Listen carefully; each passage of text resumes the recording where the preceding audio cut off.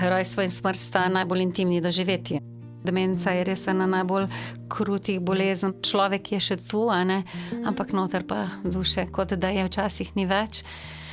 Jaz kar malo verjamem, da se ljudje sami izberejo, kdaj bojo odšli.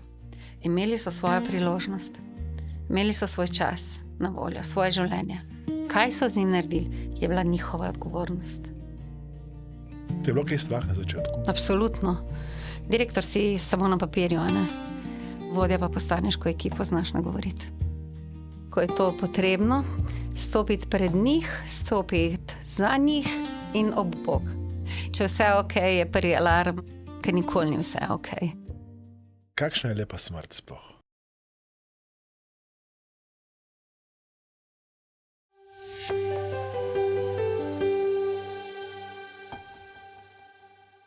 Lep pozdrav, dobrodošli v novi epizodi našega podcasta. Danes govorimo o vodenju.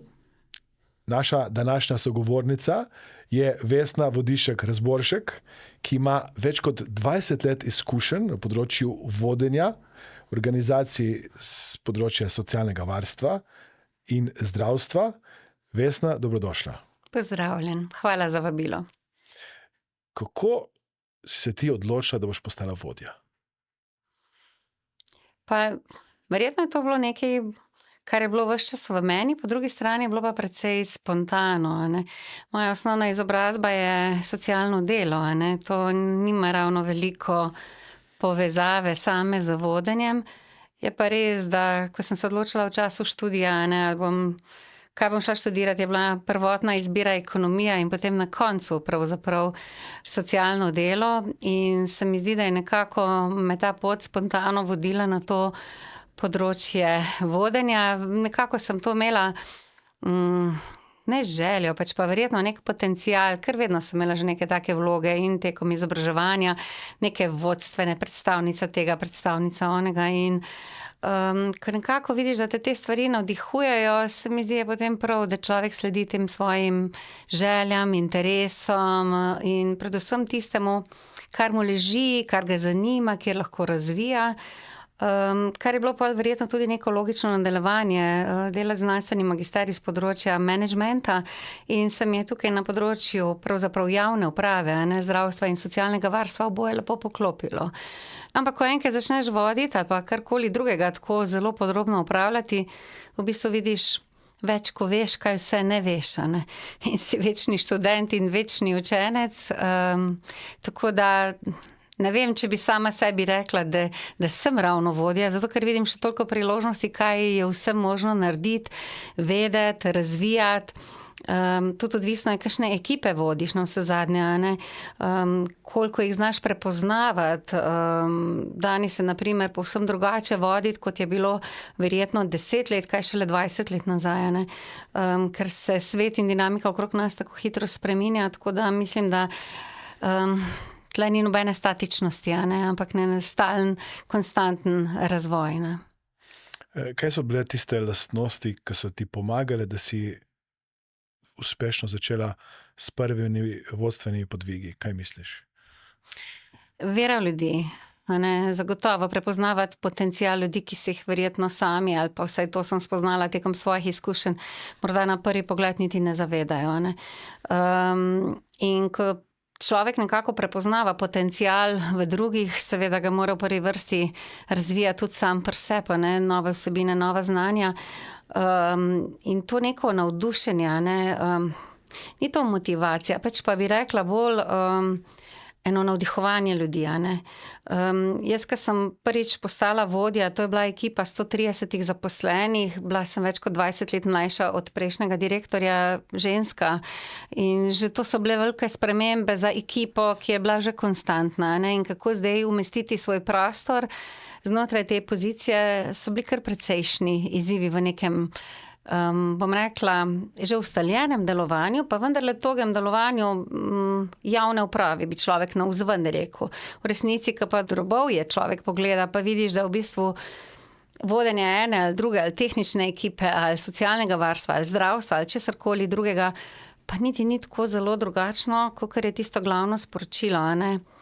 Znati prepoznavati to človečnost in strokovnost ljudi, a ne, eno in drugo, prepoznavati njihov potencial, jih znati usmeriti, ko je to potrebno, stopiti pred njih, stopiti za njih in ob bok, a ne. In da to vlogo znaš prepoznavati, kdaj je kakšna situacija potrebna, se mi zdi, je pa to kombinacija obojega in izkušenj in nenehnega dela na sebi in vlaganja v sebe in v ekipo, ki je človek vodi, ne.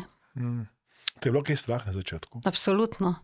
Se mi zdi, da strah je kar dober spremljevalec, ker če ne je človek preveč, lahko celo morda nadut, ne samo samozavesten. In strah je dober in kadar ga človek občuti, se mi zdi, je tudi prav biti iskren in povedati. Ne vem, jaz se zdaj spomnim, ko si me vprašal, če me je bilo kaj strah, ne, se spomnim covidnega obdobja, ko sem takrat delala v domu, a ne, v socialnem varstvu, v domu za starejše. Nas je bilo strah vsak dan, a ne, in takrat stopiti pred ljudi in reči, ne vem, kaj bo prihodnost prinesla, tudi ne vem, kakšna navodila so se non-stop spreminjala. Vse nas je bilo strah. In ko daš to, temu čustvu, pravzaprav strahu, neko veljavo, a ne, tudi ekipa tvoja vidi, ne, ti bolj zaupa, ranljivi smo vsi, ampak če skupaj stopimo, a ne, bomo iz tega ven lahko naredili neko neverjetno dobro zgodbo, a ne. In pogosto smo se pol, ko je covidno obdobje na srečo tudi minilo, ne, s kolegi, tako, pa tudi znotraj naše hiše pogovarjali ali pa tako malo šalili, ne. Kakšna enotnost je bila takrat, večno traja, ne? In vedno smo videli, da rabiš enega zunanjega sovražnika v narekovajih, da je ta enotnost bolj povezana, ne, nekako. In to covidno obdobje je bilo definitivno prežeto z enim takim strahom in se je to videlo v ljudeh. Mi smo bili pač tiste ekipe, ki smo bili cele dneve v službi, a ne, je bil naš svet zelo drugačen, kot je bil svet večine ostalih, a ne. In jaz sem videla to prestrašenost v vseh nas. In enega dne sem prav razmišljala, kako lahko dvignemo malo to moralo, a ne, ta strah. In smo naprintali 120 smajlijev, rumenih, barvnih po hiši, kjer je ta smajli pokazal svoje mišice in je bilo napisano, a ne, tudi tega bo enkrat konec in zmogli bomo. In to bilo po celi hiši obešeno, na vhodnih vratih, znotraj, a ne, vse povsod. Tudi če se nismo mogli videti, ker smo imeli ločene cone, a ne, je to bil eno tako nevidno ali pa vidno sporočilo, no, ampak neko notranja močna gesta, da je vsak od ekipe, ki je bil prestrašen, jasno, da je bil videl, a ne, skupaj smo v tem, nihče pravzaprav ni sam.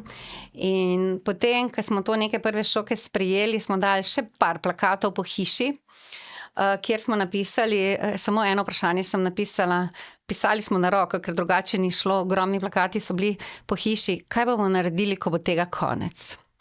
In teh plakatov je bilo, ne vem več to številke, koliko jih je bilo, ampak kaj je bilo na teh plakatih?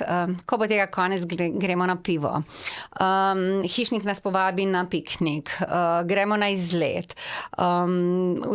Same take najbolj v bistvu neke preproste ideje, ki povezujejo ljudi, a ne, tega smo si takrat pravzaprav želeli in vedeli smo, da enkrat bo konec, nismo vedeli kdaj, ampak enkrat bo konec in tudi strah smo takrat po tej poti vsi, vključno z mano, bistveno lažje premagovali.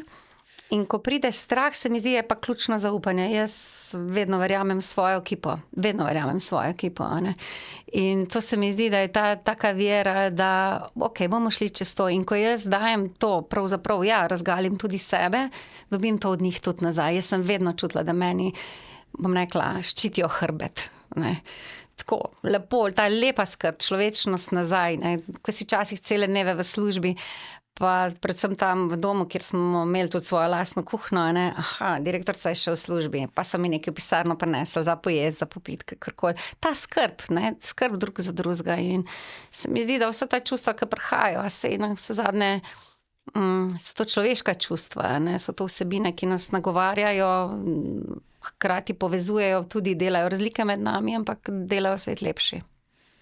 Torej, ni ti bilo težko priznati, da te je strah pred svojimi sodelavci, svojo ekipo, hkrati pa si v nekem drugem delu razgovora, pogovora poudarila, da boste pa zmogli. Torej, na nek način razgališ sebe, poveš, da si tudi ranljiva in hkrati dodaš, verjamem v ekipo in verjamem v to, da bomo zmogli priti čez to. Ja, Ja, meni se zdi, da je to iskrenost, no. Vsaj tako sem jaz to vedno v življenju občutim, da je vedno čas, da takrat, kadar so take stvari, kadar pridejo take stvari na plano, da mora človek biti iskren, a ne, ker s tem potem tudi gradiš zaupanje, a ne, in jaz temu rečem zvezda severnica, a ne, da imaš zelo jasno vizijo. Jaz sem z vsemi zadevami, ki sem se jih kadarkoli s svojo ekipo, nikoli sama, absolutno se rabiš ekipo za te premike, lotevala, sem bila jaz tista, bom rekla, prva v vrsti, ki je bila nek varuh te severnice, te ideje, kam gremo, kaj želimo doseči. Vedno smo imeli tudi nek dogovor, da za pač ta, bom rekla, naš glavni kolegi ali pa pač nek strokovni svet, kako bi imenovala, da je enoten v tistem, ko stopi ven skozi vrata, a ne, v tej zvezdi severnici, a ne, čemu sledimo. Je čas in prostor, kjer razgalimo dvome, kjer se vprašamo, ker jaz sem osebno zelo takšna, da se zelo hitro navdušim. In jaz v tem navdušenju morda včasih, ne morda, zagotovo, ne vidim ovira, ne, kaj bi lahko prišlo na poti. Mogoče včasih ne premislim na vse, vidim to veliko sliko, a ne, kako bo. Grem pol časih naprej v naslednjih korakih, seveda tudi v detajle, a ne, ampak sem vedno hvaležna, če za tisto mizo, kjer sedimo, kjer je vodstven tim, nekdo reče, a si pomislila na to, a ne, kaj pa če to gre narobe, kako pa s tem, a ne. In to je tisto, da je ta, prvo se mi zdi, direktor, absolutno tisto, ki je z navdušenjem, z vizijo, ker ne, glava je vedno tista, ki obrača, ne, vodja je vedno tisti, ki je varuh te ideje, kam pravzaprav gremo, skrbi zanjo, jo neguje, jo razvija, ampak potem, če si samo pri ideji in pri navdušenju, rabiš ekipo za to. In ko ekipa to prepoznava, ko vzame tudi to svojo idejo, je to ena enotnost in vera, da bomo šli v to smer tudi naprej. Vedno nekako, ko smo prišli do nekih takih idej, pa tudi če ni bilo še čisto jasno razdelano, kako in kaj bodo naslednji koraki, poskusimo to. Če to ne bo delovalo, gremo korak nazaj. Preverjajmo sproti, kaj so tisti KPI-ji, ki jih dajemo, ne, tekom naše poti, kaj so naša varovala, čemu sledimo, ne. In to se je vedno nekako izkazalo kot dobro, ampak tudi znati povedati, to pa ni najbolje, stopimo korak nazaj. Ne za vsako ceno iti v nekaj, a ne. Ampak preverjati, kje so mogoče tiste okoliščine, kjer je mogoče cilj ostane, pot se pa nekoliko spremeni. To, kar si reka, da ekipa mora biti enotna, takrat, ko stopi ven, navzven, vendar znotraj vašega kroga si pa lahko iskreno zaupate, poveste, komentirate dejansko, kaj bi lahko šlo narobe potencialno in imate nek odprt dialog. To je nujno, ker ne vem, jaz tudi veliko poslušam podcaste, berem, res mi je to neko raziskovanje vedno ljubo in se spomnim enega primera, enega ameriškega podjetja, kjer so pač vsi vedno poročali, vsi vodje, da je vse okej, a ne, številke so šle pa navzdol.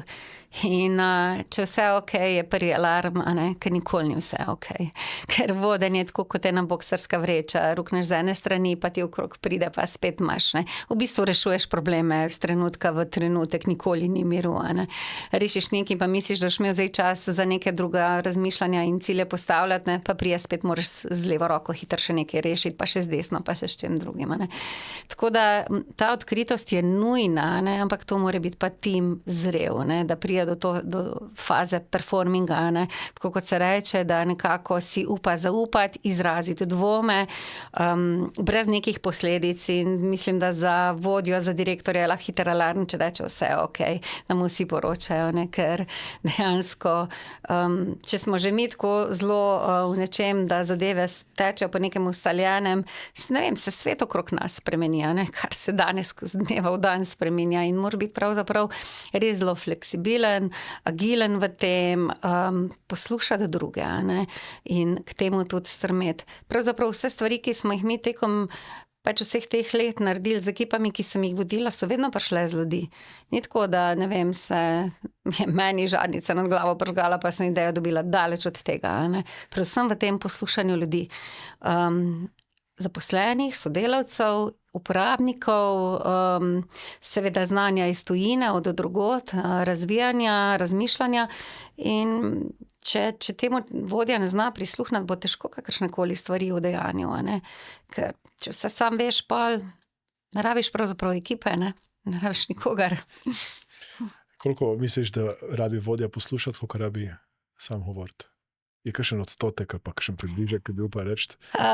Težko bi rekla, jaz sem že kar nekaj let nazaj spremenila svojo strategijo na sestankih. Jaz nikoli ne govorim prva, ker nočem miselnega toka usmeriti. In imeli smo klasične sestanke od začetka, ne, sploh takrat, ko sem pač direktorica dosti mlada še takrat postala, ne, mislim, da sem bila celo najmlajša v Sloveniji. In seveda delaš tisto, kar poznaš, ne, in sem naprej jaz povedala in pol okrog, ne, in potem tekom vsega tega novega znanja sem nekako videla, da to nima smisla, ker od začetka, ker se mal še preučuješ drugega, predno se ta nek kolegialni duh res znotraj ekipe razvija. Sem videla, da pa prehitro jaz nekako nehote toliko usmerim, oziroma oni meni hitro začnejo slediti, samo zato, da bojo stvari tekle, da bojo štimale. Ne? In je bila kar sprememba. Zdaj pa jaz ne bom več govorila na sestanku, bom na koncu oziroma na našem pač karkoli smo imeli, ali kolegi ali strokovni svet, ali kakšno, ne vem, projektno delo. Povejte vi najprej, kaj mislite, tema je to in gremo brez tega, da bi bila že neka pot znana. Ne? In takrat so se vedno najboljše ideje rodile. Ne? In ko sem jaz na koncu dodala še nek svoj vidik, je bilo že to tako bolj vidiki brainstorminga, ne? Ni bilo, bom nekaj z neke avtoritete rečeno, čeprav jasno, direktor odgovarja za vse, kar nekdo v timu naredi, ne? Nosi absolutno odgovornost, ampak vendarle, ne, s tem v bistvu res daš ljudem možnost, da nekako se zavedajo svoje lastne vrednosti, ne. Ki mogoče kje drugje sploh ne bi upali izraziti, ampak to tudi pomeni, da mora biti dovoljen prostor za napake. Ne, ker če se greš neko inovativno razvojno pot, saj ne vemo čisto točno, ne, kakšne spremenljivke imamo v igri, ne, ali bo res to tako funkcioniralo, še pri znanstvenih raziskavah, ne moreš pri nekih znanih stvarih tega vsega predvideti. In mora biti, zopet sem vrnila k temu zaupanju, ne, da okej, tudi če gre kaj narobe. Fajn je, da napak prevečkrat ne ponovimo, ne, ampak če pa se zgodijo, pa skupaj rešujemo in gremo korake naprej. Ne? Torej, to, kar si rekla, da zdaj vodiš sestanke, me spominja na coaching. Ti si bila takrat pri nas na NLP delavnicah, na delavnicah coachinga. Kako so ti ta znanja, ta orodja pomagala pri vodenju in moče tudi pri osebni rasti? Jaz sem šla zdaj prav gledati, ne? To je bilo več kot 11 let nazaj, to je že zelo dolgo obdobje. In moj glavni motiv, zakaj sem se jaz prijavila na coacha in prav na vse vsebine neurolingvističnega programiranja, je bil ravno to zaradi vodenja ljudi. Kako jih razumeti. Kljub temu, da imam neko terapevtsko izobrazbo, ne, socialno delo, veliko smo imeli psihologije, pa sem še management naprej študirala. Rečemo, da sem strokovno znanje absolutno imela, potrebno, ampak vendarle ta dinamika ekip, velikih ekip, ne, se pravi preko 100 ljudi, 130 je bilo to prvo, kar sem začela voditi, ne, sem videla, da je toliko različnih karakterjev, izkušenj, okoliščin, modelov sveta, ne, če grem malo v naš jezik, da kako to na skupni imenovalec spraviti, je velik izziv. In meni je bil glavni motiv ravno vodenje. Kako ljudi povezati na neki skupni imenovalec. Ne? In ja, seveda, vrednote so tiste, ki premikajo, ne, ljudi naprej. Tako da jaz sem zelo hitro pravzaprav začela vse ta znanja, ki sem jih pridobivala, vnašati v pravzaprav glavni cilj je bil, v svojo kariero, ampak ne moreš biti nedotaknjen, da se ne bi sam zraven spreminjal, ker si celosten človek, ne? In tako, ko spoznavaš ene vsebine, delujejo na te, delujejo na druge in se mi zdi, da je to tista lepota te rasti, ko greš potem vedno naprej, ne? In sam osebnostno v svojem lastnem razvoju, v razumevanju drugih ljudi okrog tebe, se pravi kot vodja, kot ki jih vodiš, in hkrati nam se je rast takrat neverjetno začela potem, ne. Jasno je, da tudi z vidika organizacijske kulture rabi ekipa svoj čas, ne, da razvije in seveda klime, da razvije pač neko notranjo povezanost in te sisteme, ne, kako pa to pri nas delamo, ne, ampak hkrati pa vse te ostale vsebine, ne, ki sem jih jaz dobila tekom teh izobraževanj in jih potem še nadgrajevala na različnih drugih področjih, mi je dalo definitivno to, da sem, bom rekla, znala povezati ljudi in jih še vedno tudi znam in to mi je nekaj najbolj ljubega, v tem neizmerno uživam, ko so težki dnevi, se moram to opomniti, ampak ko pomislim, kaj bi počela, to bi počela, ne. Ravno to povezovanje, prepoznavanje potenciala, dati ljudi nekako za skupni cilj, ne, kako in tudi, kar smo se tekom teh procesov mi vse naučili, ena naša kolegica je vedno nas tako prijazno opomnila, ne, ker jaz sem tudi zelo veliko se trudila za ekipo, da smo se skupaj izobraževali, ne, veliko namenjala za izobraževanje, kolikor je pač dopuščalo, bom rekla, naše poslovanje. In ena kolegica vedno nas zelo dobro opomnila, ko nekaj dobro naredimo, kaj je naslednji korak? Je čas za praznovanje. Si vdahniti, videti že naprej, kam gremo, ampak tudi to validirati, ne, na tej osnovi, ne.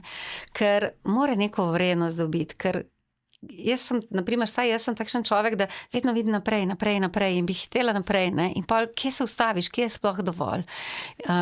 In da ozavestiš to, zdaj smo pa to naredili, ne. In nam so se takrat, ko sem jaz te vse vsebine, oziroma se jih še zdaj, še potem, še nadaljne se zdaj še izobražujemo, ne, ampak ko se je ta pot neka še dodatnega razvoja začela, ne samo takrat, ko imaš diplomo v žepu ali pa, ne vem, magisterij, doktorat, karkoli, ampak da je res ta konstantna želja ali pa, nekako želja po izobraževanju, ne, po novih znanjih, to se je tudi na ekipi začelo odražati, ne. In jaz sem vedno zelo vesela, tudi osebnih premikov ljudi, ki delajo z mano. Neverjetne premike so naredili, sploh v sociali sem imela možnost zelo tako podpirati ljudi iz tega vidika, ne, da jim pokazati, lahko narediš iz sebe še to, pa drugo, pa so šli ljudje izobraževati se, dobili veljavne izobrazbe, ko so prišli iz zelo različnih okolij, ki jih mogoče niso tako zelo podpirala. Se vsem usvojili, ne vem, dobili neka finančna znanja, kako ravnati za sredstvi, ne. Na tak način in se mi zdi to vero v ljudeh videti, pa to dobiš tudi nazaj. Meni se pa začelo dogajati, da so ljudje prišli, kaj pa če bi mi tako naredili, ne vem, nekdo s 3-letno poklicno šolo razmišlja, kam bomo mi našo organizacijo peljali, ne. To ni samoumevno. Jaz zelo cenim in spoštujem te feedbacke, ki sem jih dobila in verjamem, da je to bilo povezano ravno s vsem tem. Zdaj, ko govoriva o rasti in projektih, kateri projekti so tisti, ki si na njih najbolj ponosna? Ker sem bral, kaj si vse počela, oziroma kaj ste vse, recimo sploh, zdaj, ko govorimo o socialnem varstvu, znotraj doma, uspeli premakniti in narediti, je bilo teh projektov res veliko, ne? Je kakšen, ki bi ga še posebej izpostavljalo? Težko, da bi, mislim, definitivno so vsi, bom rekla, naredili pomembne premike, ne samo naši organizaciji, ampak v socialnem varstvu v Sloveniji, na splošno. Osebno sem zagotovo najbolj, bom rekla, ponosna na te premike, ki so se zgodili znotraj ekipe med ljudmi. Moj profesor s fakultete je enkrat opravil en tak intervju z mano in z mojo vodstveno ekipo in me je vprašal in je rekel: Vesna, kaj je lažje premikati? Zidove ali mejo v glavah ljudi, ne? In kljub temu, da sem takrat bila v sociali, kjer je vedno premalo denarja in nikoli ni bilo dovolj denarja za investicije, je bistveno lažje bilo pozidati hiše, kot pa delati premike v glavah ljudi, ne, tako kot me je doktor Ramovš takrat vprašal, ne. In je rekel, sej namenoma sem to vprašal, ne, ker to je daljša pot, ne, ampak ko pa je, ne, se mi pa zdi, je pa tako trdna, tako pomembna, tako dragocena in to je tisto, na kar sem jaz najbolj ponosna, da smo pravzaprav, bom rekla, iz toge organizacije javne uprave, pač upravljanja dela prišli do neke kulture, ki se je znotraj nas zgradila, ne. In to je bilo tisto, kar je meni osebno definitivno najbolj dragoceno, me pa tudi največ energije, moči, časa in vsega ostalega stalo, tega, da pač si 24 ur na dan dosegljiv, da spiš s telefonom, da ne poznaš ne vikenda, ne praznika, ne. Ampak je to tisto, kar največ šteje. In zdaj, ko si me vprašal, ne, kaj so projekti, številne projekte smo mi naredili, ki so prišli ven iz ljudi. Na primer, jaz sem vedno nekako razmišljala v tem segmentu, da je dom za starejše, je dom ljudi, ki tam živijo. Mi smo tisti, ki pridemo v službo, v njihov dom, na njihov dom, a ne. Mi smo tisti, ki se moramo sistemu njihovemu prilagajati, njihovemu načinu življenja. To je pač tisti ideal, ki pa verjetno nikoli ne bo dosegljiv, a ne. Zato, ker je vendarle kakorkoli en stavek je bil, ki smo se ga pol kar vsi ponavljali. Bežimo stran od institucije, pa vendarle vemo, da smo institucija, ker imaš skupno pralnico, skupno jedilnico, neke sisteme, tudi nek potek dneva, a ne, je, bom rekla, naprej določen. Pa kljub vsemu smo naredili en velik projekt, potek dneva, kjer smo hoteli dovoliti ljudem, da spijo, dokler želijo spati, ne, da mi pridemo noter v sobe in jih zbudimo, nismo bolnišnica. Začeli smo s preprostimi stvarmi, vem, da sem bila 2 meseca takrat direktorica, smo slekli uniforme, kar ni enostavno v segmentu predvsem zdravstvenega vidika, a ne, kdo ima kakšne, niso to čini, ampak se izobrazbe nihče ni vzel, a ne, ampak vendarle, če smo mi dom, tudi ko doma nam otroci zbolijo, a ne, si starši ne damo gor uniform, pa zmerimo temperaturo, ampak pač stopimo in za otroka svojega poskrbimo, ne. In tukaj mi pridemo na dom naših stanovalcev in smo zamenjali, a ne, smo šli bolj običajna casual oblačila in je bil to en tak prvih korakov, ki bil zelo majhen, pa ni bil tako preprost, a ne. Ker seveda, tudi naučila sem se to, da morajo da mora biti vse pravi čas za vse spremembe, da mora dozoreti, ne moreš na vrat na nos nekaj spreminjati. In peljali smo nešteto takih stvari, prvi smo bili v Sloveniji, ki smo naredili oazo, ki je v bistvu namenjena stanovalcem, ki so v zadnjem stadiju demence, to ni paliativna oskrba. Imeli smo tudi sobo za paliativo, tudi v tem smo bili prvi v Sloveniji, se pravi za nego in oskrbo umirajočih. Ki je zopet ta soba za paliativo je nastala samo iz tega, ker je dom bil sicer takrat star 11 let, ko sem ga jaz prevzela, bi rekla, to je bil nov zavod, a ne, pa grajen na starih načrtih in popolnoma zgrešen z logiko življenja ali pa bivanja ljudi, a ne. In so imeli ogromno več posteljnih sob in ko pride do tega, nas so vedno na fakulteti učili, da rojstvo in smrt sta najbolj intimni doživetji, a ne. In je res temu tako. In kako zdaj spoštovati človeka čisto do zadnjega trenutka, ne, kako mu to omogočiti. In ko enkrat se na tak način dotakneš smrti, kot se ga pač mi v socialnem varstvu in v zdravstvu, to tudi človeka zelo spremeni, tako da ampak to mogoče za potem kasneje v pogovoru, ampak se mi zdelo, da pač mora imeti človek izbire, da je obkrožen z ljudmi, za svojo družino in če je to 3-posteljna ali pa celo 4-posteljna soba, kot smo jih mi takrat še imeli, v domu ni to te intime, a ne, prav nič zagotovljene. In smo namenili eno sobo, to je bil tudi že čisto prvo leto projekt za paliativo, kjer je družina lahko prišla, je bila 24 ur zraven z nekom, ki se je iz njihove družine poslavljal. In kaj zdaj vem, usoda ali pa življenje gre zanimivo pot, a ne. Prva gospa, ki je bila v tej sobi, je bila ravno mati ene naše zaposlene. In ta mati je imela 4 otroke, se pravi velika družina. In seveda, ko direktor se nekaj spomni, ne, navzven, to, ne, sploh če vzame, ne vem, nek delovni prostor, sobo za, bom rekla, za sestanke ekipi, a ne, je en prostor za zaposlene manj na voljo in to ni najbolj prijetno. Ampak kljub vsemu smo to nekako naredili, a ne. To so se jezili na tebe, ker si to naredila? Točno tako, a ne, in je bilo malo nevole. Ampak pa je bila pa ravno ta gospa prva, ki je šla v to sobo, a ne, in ko smo se potem skupaj poslovili od te gospe, ne, je prišla njena hči, našo delavka do mene, pa je rekla direktorica, zdaj pa jaz razumem, kako smo mi to potrebovali, ne. Rekla, mi smo se čisto vsi lahko še vnuki od svoje mame poslovili, bili smo v miru, noben ni rekel, da bi motili drugega. Dejansko so bili, ne? In to je bil prvi naš primer v domu in takih je bilo veliko, ker res nam je bilo vedno pri delu to vodilo, ne? Spoštovanje do zadnjega trenutka. In tako da ta na primer oaza je bila tudi tak poseben projekt z tega vidika, ker pri demenci vemo, ne, pač kognitivni spomin odide, a ne, človek odide, na koncu ostane pač tu, ampak ne prepoznava več svojcev. Demenca je res ena najbolj krutih bolezen, predvsem tem, da človek je še tu, a ne, ampak noter pa duše, kot da je včasih ni več.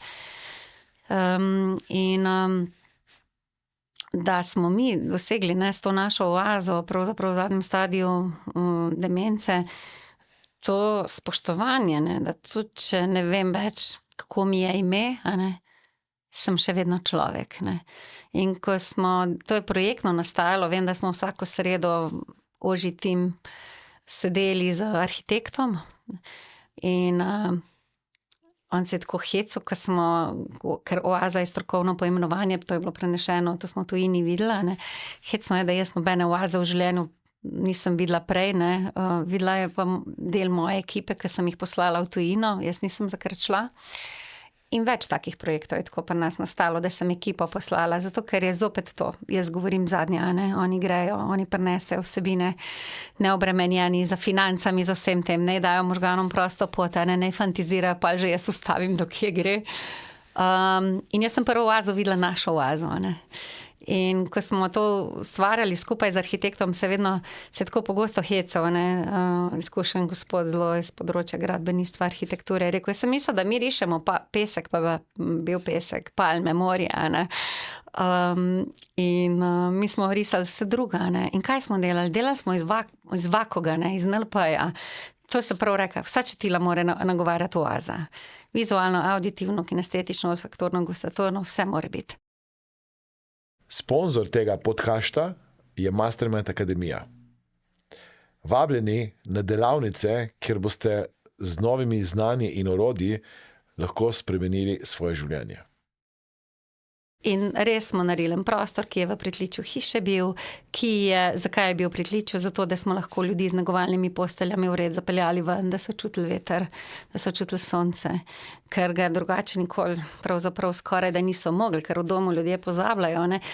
Včasih slišimo, ali pa domovi so zelo hvaležni v narekovajih za obračunavanje po medijih, a ne, ampak če hočeš nekoga, ki je nepomičen, peljati ven, rabiš enega človeka, ki ga pelje. Ena mora biti, ne more biti drugače, a ne.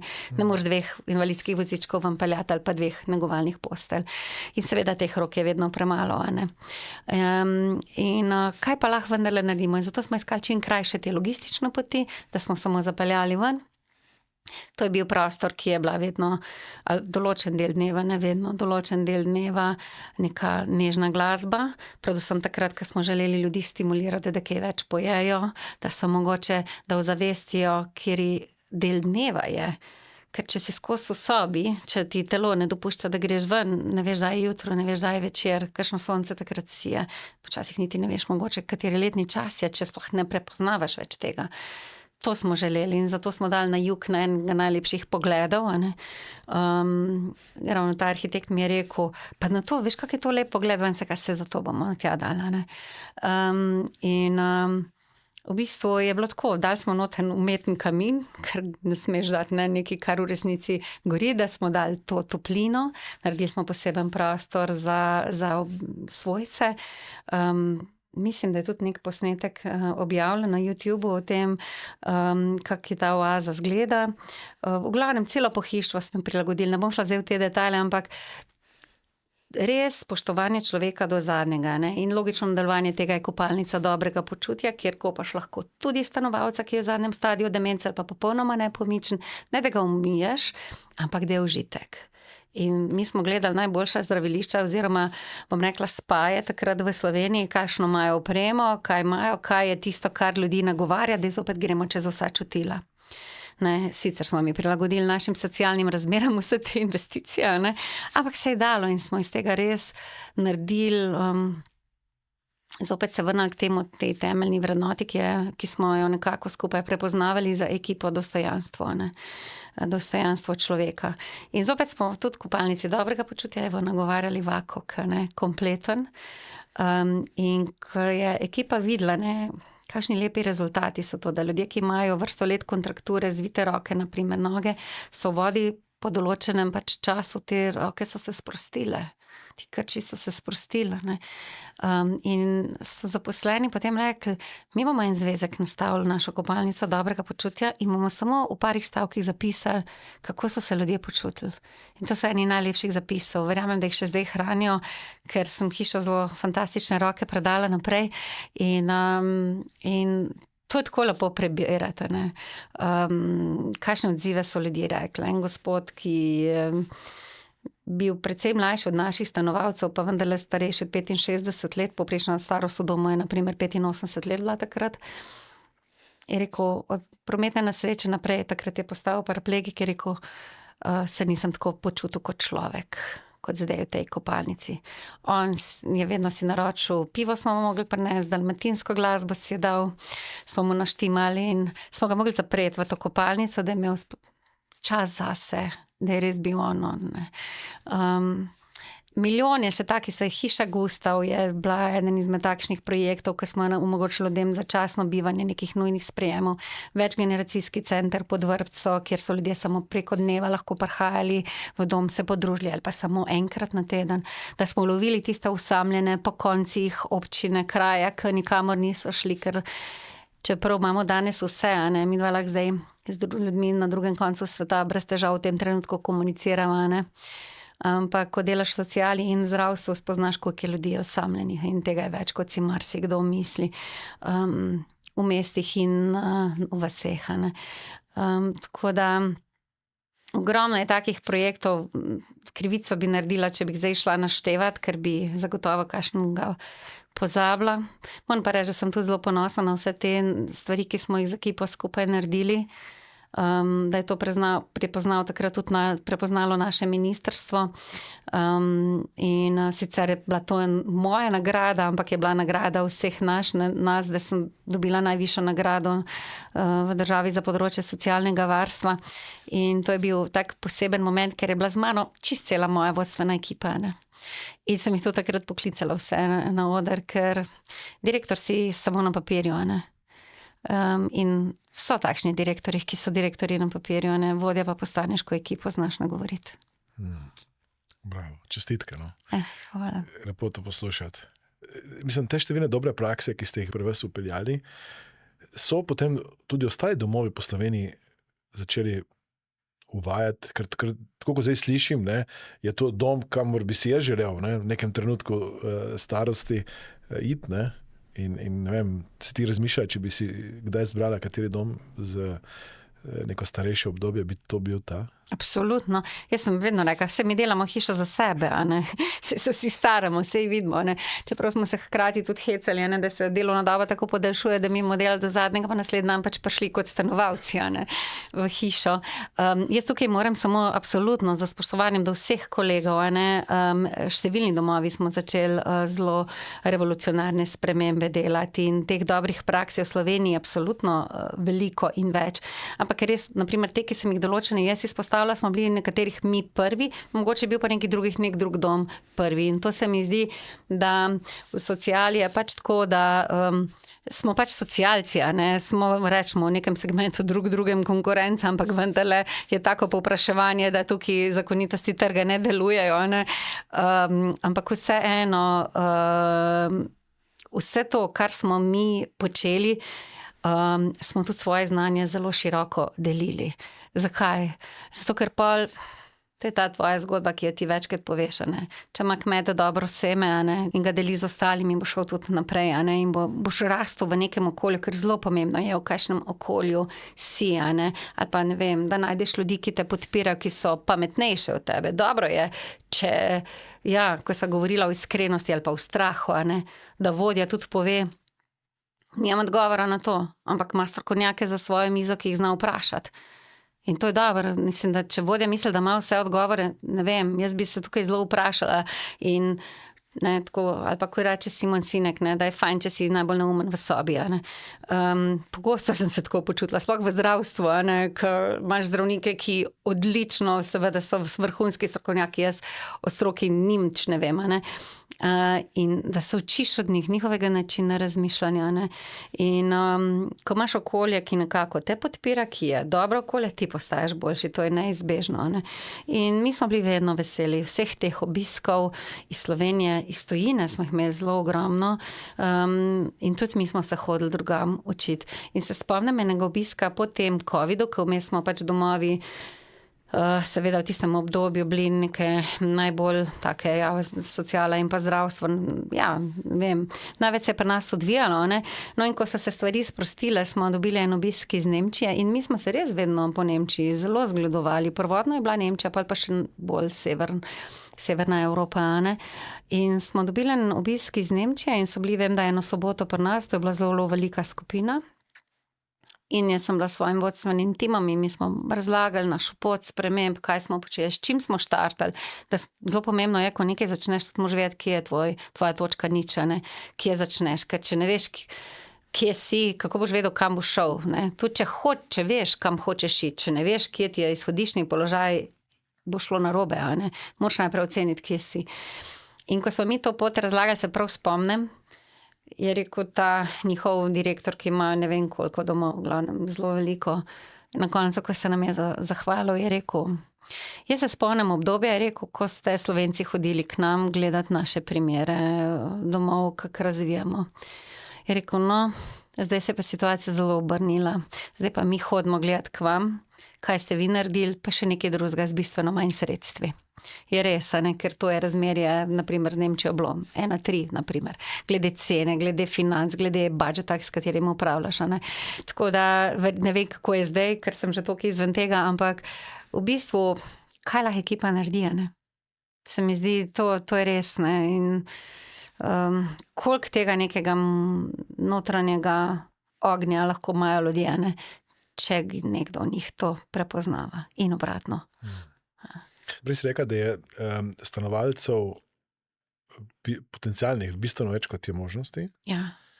In povpraševanje je zelo veliko. Ja. In verjetno bo ta trend še naraščal. Bo. Ni pa toliko sodelavcev ali pa ekip zaposlenih, ki bi želeli biti poleg tega, ker ena izmed izzivov, ki jih imate, to, kar se spomnim iz različnih virov, je, da je zelo težko plačati ekipo, ne, tako kot bi si morda zaslužila za delo, ki ga upravljajo. Ja, jaz imam to priložnost za osebni razvoj, da imam celo svojo kariero na področjih, ki sta najbolj težji, kar se kadra tiče, zdravstvo in sociala, nikjer jih ni. Kadra ni nikjer, ne. In kako zdaj drugače ljudi nagovoriti, ne? Boje javna uprava, kjer je plačni sistem jasen, sistem nagrajevanja je jasen, ne? To, kar se dopušča znotraj okvirjev, nimaš nekega manevra, ne? In zato jaz vedno zagovarjam to, da v bistvu so direktorji, vodje, v javni upravi morajo biti prvi vrsti vrhunski menedžerji. Predvsem zaradi ekipe, ker to je storilnostno naravnano. Mi ne delamo produktov, mi nimamo nekega materiala, ne? Naš produkt je storitev, ne? Je strokovno znanje, ki ga dajemo do uporabnika, do pacienta, do pač tistega, ki je prišel k nam po nekaj, ne? In kako zdaj tukaj dosežta, ne? Da ti bo ekipa ostala, da ko se ti ekipa upokoji, dobiš nove. Danes vemo, da mladi čisto drugačne vrednostne sisteme gledajo, ne? In mi je pravzaprav prosti čas bistveno bolj pomemben kot mogoče starejšim, ne? Ki so včasih rekli, če nimaš nobenega dati za delati, pa mene pokliči, ne? Delam celo življenje na področju, ki se dela 24/7, ne? Ni vikenda, ni praznikov, 31. december je pač kot vsak drug dan, ne? In kako ljudi nagovarja. Zato res vedno zagovarjam to, da mi, ki delamo na tem področju, moramo biti res vrhunski menedžerji. Mi moramo znati potencial v ljudeh prepoznavati, jih moramo znati nagovarjati, nimaš manevra za nagrajevanje. Torej, kaj je tisto lepilo, ki ekipo drži skupaj, ne? Točno to prepoznavanje njihovega, prvič spet, potenciala, skupni cilji, vrednote, ki jih skupaj razvijamo, njihova pomembnost, ki jo dajejo. Kako so se v covidu čistilke kar naenkrat postale pomembne? one so bile ene najbolj pomembnih v socialnem varstvu, ker so mogle zelo natančno očistiti vse, ker če ne je letelo vse po celi hiši, a ne. In tu je bil en tak boleč, ampak lep prikaz tega, kako vsak dodaja mozaik v ta skupen mozaik. In če vodja tega ne zna prepoznavati v ljudeh, če jih jemlje za samoumevne, mene zaboli, ko včasih slišim, sej bo pa prišel kjer drug. Bo prišel, ja. Ampak če ti tega človeka ne misliš vlagati, bo pač naredil, kot bo naredil. Če boš v njega vlagal, njegovo širino, v njegovo znanje, boš ti dal v njega marsikaj finančno, časovno, se boš zelo trudil, da ti bo ostal. Ne? In ti ne bo tako vseeno, če bo odšel. Ob tem seveda, da je treba tudi vedeti, ne, da pač tudi mi, ko smo šli takrat naprimer v domu starejših na to pot tranzicije, pač eni bojo pa odšli. In je prav, da odidejo. Se to je zakonitost, ne, dinamika timov. Ne. 10% performerjev, 10% tistih, ki jih je treba nagovarjati, ostalo je pa glavnina, ki jo peleš naprej. Ne. In Gaussova krivulja absolutno drži. Ne.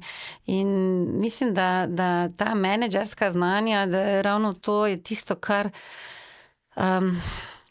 zelo namaram jaz, mogoče tle besede mehke vsebine, ne, ker jaz rečem, to so človeške vsebine, ker nismo prvo ljudje, pol strokovnjaki svojih področij, ne. In ja, pač delam celo kariero na področju odnosov, ne. Tle ne moreš drugače delati. Zdravnik mora biti spoštljiv, prijazen do pacienta, ki ga ima, a ne. Ravno tako, ne vem, v socialnem varstvu, strežnica, medicinska sestra, celo hišnik, ki pride žarnico zamenjati, mora imeti odnos do stanovalca takšen, kakršen je, a ne. In to so človeške vsebine, ki mislim, da jih mogo vsak vodja obvladati. Samo, kako jih nagovarjati in kako priti do teh vsebin? S tem, da si z njimi. S tem, da si z njimi, jaz mislim, da moraš biti zelo prepleten, kolikor seveda je možno, a ne. To je zelo težka naloga, jaz sama vem, mene so pogosto sprašali, a greš ti čisto vsak dan čez hišo? Čisto vsak dan nisem šla, ne, sem pa šla. In da jih čim bolj poslušaš, se mi zdi poslušati ljudi, a ne. In tudi dati informacije, takrat, ko je to pomembno. Mogoče ne čisto vseh, ker včasih lahko strah tudi kontravidik naredi, ne. Ampak res nekako to neko varnost tvoriti, ne, znotraj tega, ok, bomo, a ne. Tako kot sem prej rekla, v primeru naprimer covida. Ampak res jim da tudi veljavo z vidika tega spoštovanja njih kot ljudi in spoštovanja njihovega znanja in vsebin in dodatnega doprinosa, ki ga dajo organizaciji, no. Ne vem, to se mi zdi, da je večna uganka, ne, ker če bi to bil enoznačen odgovor, bi ga verjetno vsi počeli, a ne. Se mi zdi, da v prvi vrsti moraš biti človek, a ne. Šele pol si vodja, direktor, pač menedžer, karkoli si, a ne. Ampak res najprej ta človeški vidik, potem pa seveda vsa regulativa, ki jo absolutno moraš spoštovati, a ne. Meni so vedno rekli, da sem zelo poštena do ljudi, ampak izredno zahtevna. In je res, to vem, da zato, ker mi nič od tega ne bi, nobeni ekipi, ki sem jih pač vodila, ne bi moglo resnič, če ne bi ta drive bil takšen, ne, da vedno smo fejst delali. Izredno fejst delali, ne. Nič kaj veliko ni bilo časa za počitek. Pa tudi, ko nekako pride ekipa v to kolesje, ne, pa že sami začnejo neke stvari, izboljšave. Pravzaprav tu nikoli ni konca, rasteš v nekem razvoju, a ne. Naprej, mi smo širili dejavnosti, oziroma smo jo tudi s temi projekti v eni in drugi organizaciji, ampak vendarle, kaj lahko drugače in boljše naredim, ne. Ne vem, zdaj, če sem dala vse približno odgovor na to vprašanje, ki se mi zdi, da je zelo večplastno. In če ga bom kdaj do konca naštudirala, bom delila, zaenkrat ga nimam. Kako pa prepoznati nekoga, ki ni primeren za neko organizacijo in kako ga spodbuditi, da si najde pot nekje drugje? Tudi takšne pogovore sem imela tekom svoje kariere. Eno zanimivo vprašanje sem enkrat nekoč slišala, ne. A s ponosom poveš, kje delaš? Ne. In nekateri ne povedo s ponosom. To je že nek moment, ki ti da misel, da je mogoče, ker jaz sem vedno team player res želela imeti, ker to ti gre lažje, ampak jih nimaš, a ne, pač to je dejstvo. Ampak če vidiš, a ne, da nekdo želi biti nekje drugje ali pa da je s trenutnim položajem, kjer je ni zadovoljen, ja, je dejansko tako, kot da bi igral za sosedno ekipo in upal, da ga bo nekdo drug opazil ali pa metal na, ne vem, kontrakoš, a ne. In nekdo, ki k temu ne sledi, a ne, ki ali pa ta primerjava mi je bila tudi zelo blizu, ker sem nekoč slišala tudi od fantastične, bom rekla, predavateljice, krizne menedžerke. Ponosna sem to, da lahko rečem tudi, da je dosti osebnega stika imam z njo, doktorice Silvije Dirnberger Puhner, ne. Je kot gnilo jabolko v košu, ki ga moraš rešiti, a ne, ker gre naprej. In se mi zdi, da to je treba definitivno pravi čas prepoznavati in absolutno nagovoriti iskreno, se usedeti za mizo in ne dati pod preprogo. Dostikrat, jaz vidim, da vodje dostikrat nimajo poguma za vodenje. Marsikomu je všeč, da je vodja, da je direktor, a ne, ker je, ne vem, ali titula, ne. Čeprav mi, ki smo v sociali, pa tudi zdravstvu, ne vem, če si glih tak direktor, kot če si direktor neke hude gospodarske firme, jaz tega nikoli nisem tako doživljala. Vsega, mi smo bolj ali manj delavci, ker delamo vse, ne. Pa tudi majhen tim imaš, vodstven tim, vodiš velike ekipe, ampak vodstven tim je pa zelo majhen, to je par ljudi, ki jih na roko lahko prešteješ, a ne. In ljudje, pač direktorji ali pa vodje, si ne upajo tega naslavljati dostikrat, a ne, nimajo tega poguma. In ja, moraš znati imeti moč, pogum, odločnost za neprijetne pogovore. Vprašati, a sva na istem, ker če nisva, potem je bolje, da se išče priložnost nekje drugje. Tudi za posameznika je bolje, da je nekje, kjer je srečen v službi, ker ko si srečen, zadovoljen, čeprav nisi vedno absolutno zadovoljen, a ne, jaz tudi sem se vedno hecala, da je malo terapevtsko direktorja šimfati, to je že v redu, a ne, nič narobe, nekje morajo ti ventili tudi ven iti, a ne, ampak vendarle, če nekdo ni zadovoljen, življenje je prekratko. Če kdo, tisti, ki delamo v sociali in zdravstvu, vemo, da je življenje takoj. Koliko priložnosti je za osebni razvoj, mislim, jaz sem se ogromno vseh teh ljudi naučila. Neverjetnih zgodb. Res izjemnih, a ne. In pol je boljše, da narediš korak v drugo smer, nič narobe, ker zagotovo človeka nekje nekaj drugega čaka, a ne. In tudi z veseljem napišem priporočilo, kaj so dobri elementi pri njem, ne da si izmišljujem, ampak ja, pojdi, verjamem, a ne, da si zaslužiš neko drugo priložnost. Tle, pač dokler jaz vodim, definitivno bo šlo to pot, ker to verjamem in od tega ne odstopam. In to sem večkrat ponovila in eni so šli in smo se srečali in smo se bili vedno veseli, eni so ostali in smo bili veseli, da so nam uspehi skupaj, ne, nekako se rezultirali in se mi zdi, to je del življenja, ne. Zdaj si spet šla na temo življenje kratko, torej stanovalci, ponavadi v naslednjem fazi, naslednji dom je pokopališče največkrat, ne, za vami, kako je to soočenje s smrtjo ali pa bližina smrti vpliva na stanovalce, na njih posamezno in tudi na vas, ki ste bili del te ekipe? Zelo, to ne moreš biti nedotaknjen. Je pa to izredna naložba za življenje, če jo znaš le prepoznavati. Jaz sem rekla, če hodimo po hiši z dosti odprtimi očmi in ušesi in srcem, se mi lahko ogromno naučimo. Ker v domu imaš vse. Imaš nekdanjega župana, imaš nekdanjega vrhunskega nogometaša, imaš kmetico, imaš deklo od nekje, hierarhija sploh ni važno, vsi se srečajo v domu, a ne. In to prepoznavati, a ne, kakšno je življenje. Meni je bilo vedno fascinantno, ko se je meni zdelo, ne vem, da je leto šlo tako hitro, da otroci prehitro zrastejo, da je spet novo leto, da spet delamo zaključni račun, pa plane, pa vse ostalo, a ne, potem pač vidiš, kakšno obdobje imaš, a ne. Pa so stanovalci rekli, da njim blazno hitro mine eno leto. Pa kako? Otroci so jim odrasli, v službo ne hodijo več.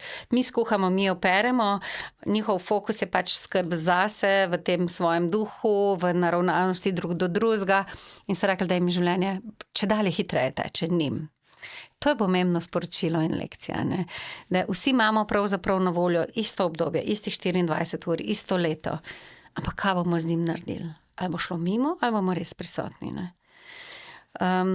In ta večna, ta slab v življenju, ne.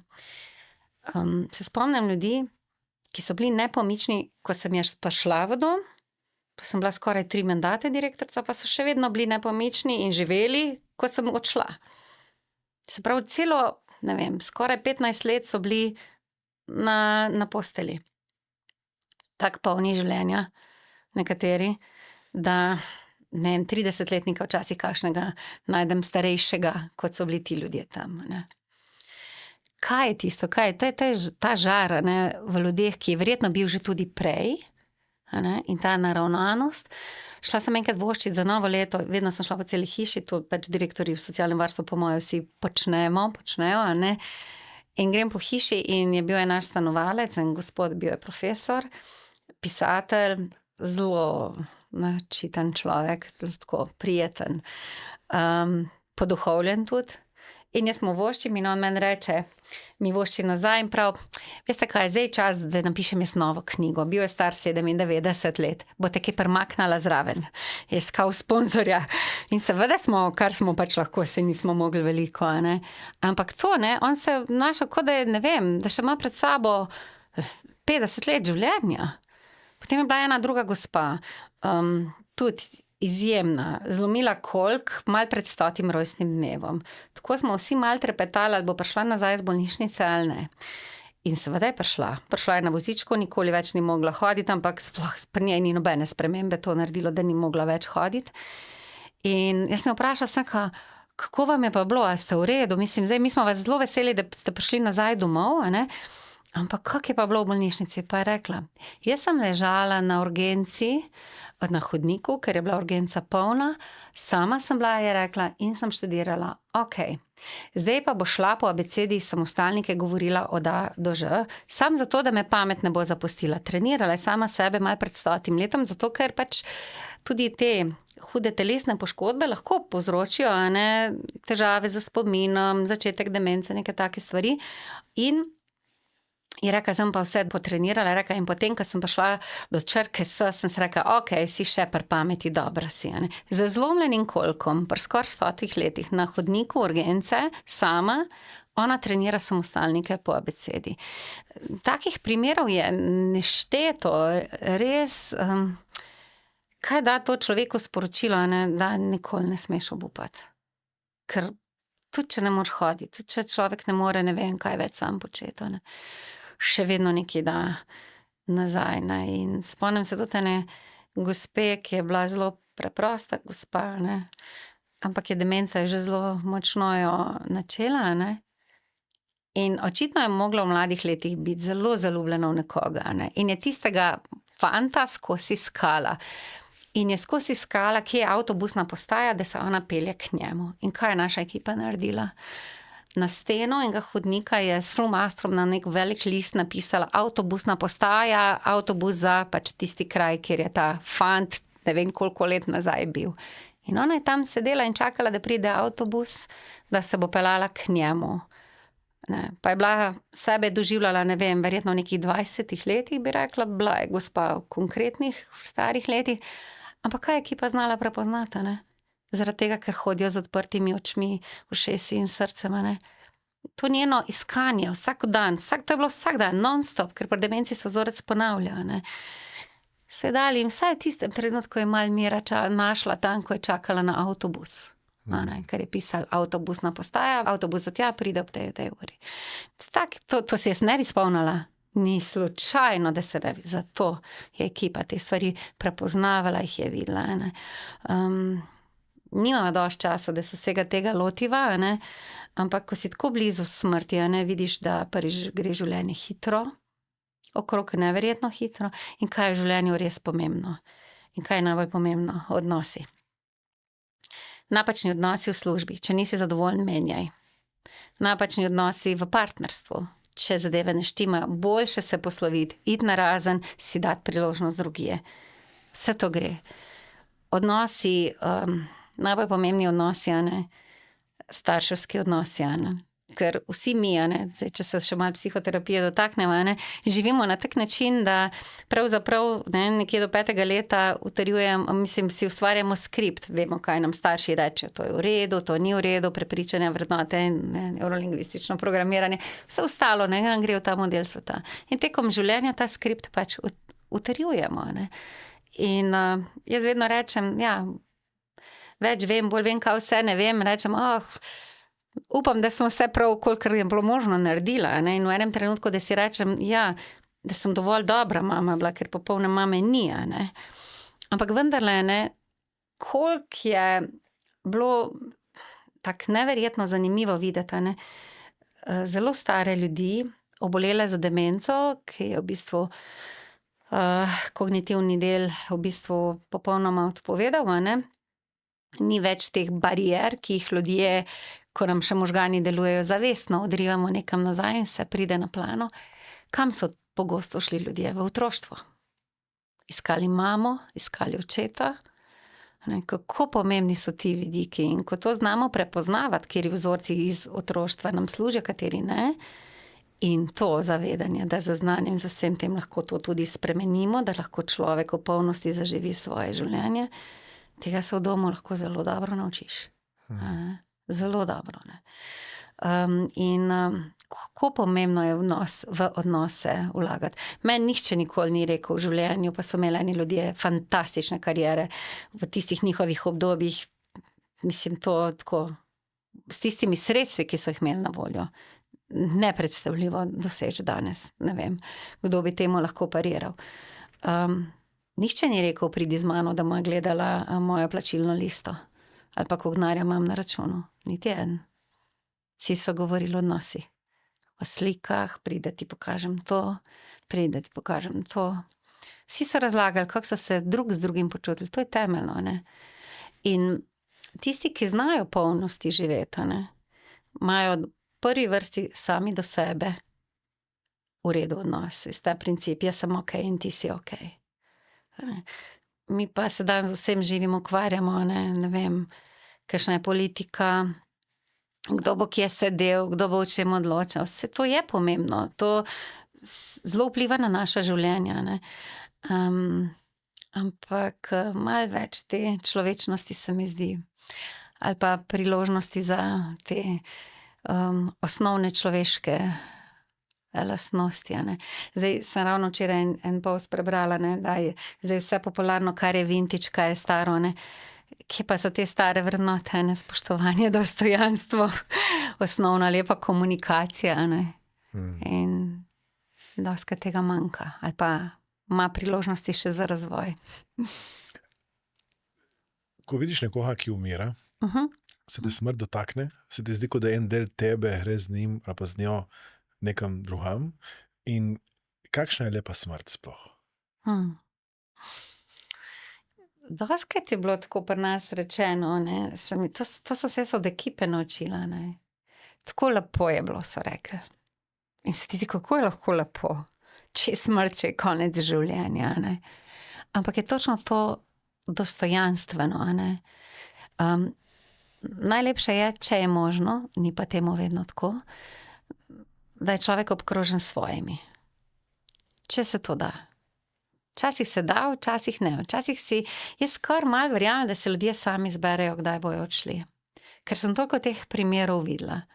Spomnim se primera čisto na začetku, ko sem še pripravnica bila, ko je ena gospa pravzaprav res čakala, da je hči priletela iz Amerike, in ko je prišla čez vrata, jo je objela in gospa je odšla. Noro, In verjamem, da se tudi res mogoče sami odločijo, kdaj želijo sami odideti. Ker je bilo toliko teh primerov. Lepa smrt je nekje, po moji oceni, v enem miru sam s sabo.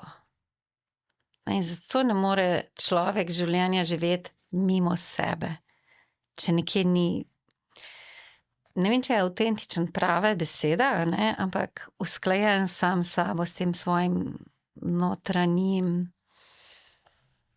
bitom, ne vem, nekaj takega, ne.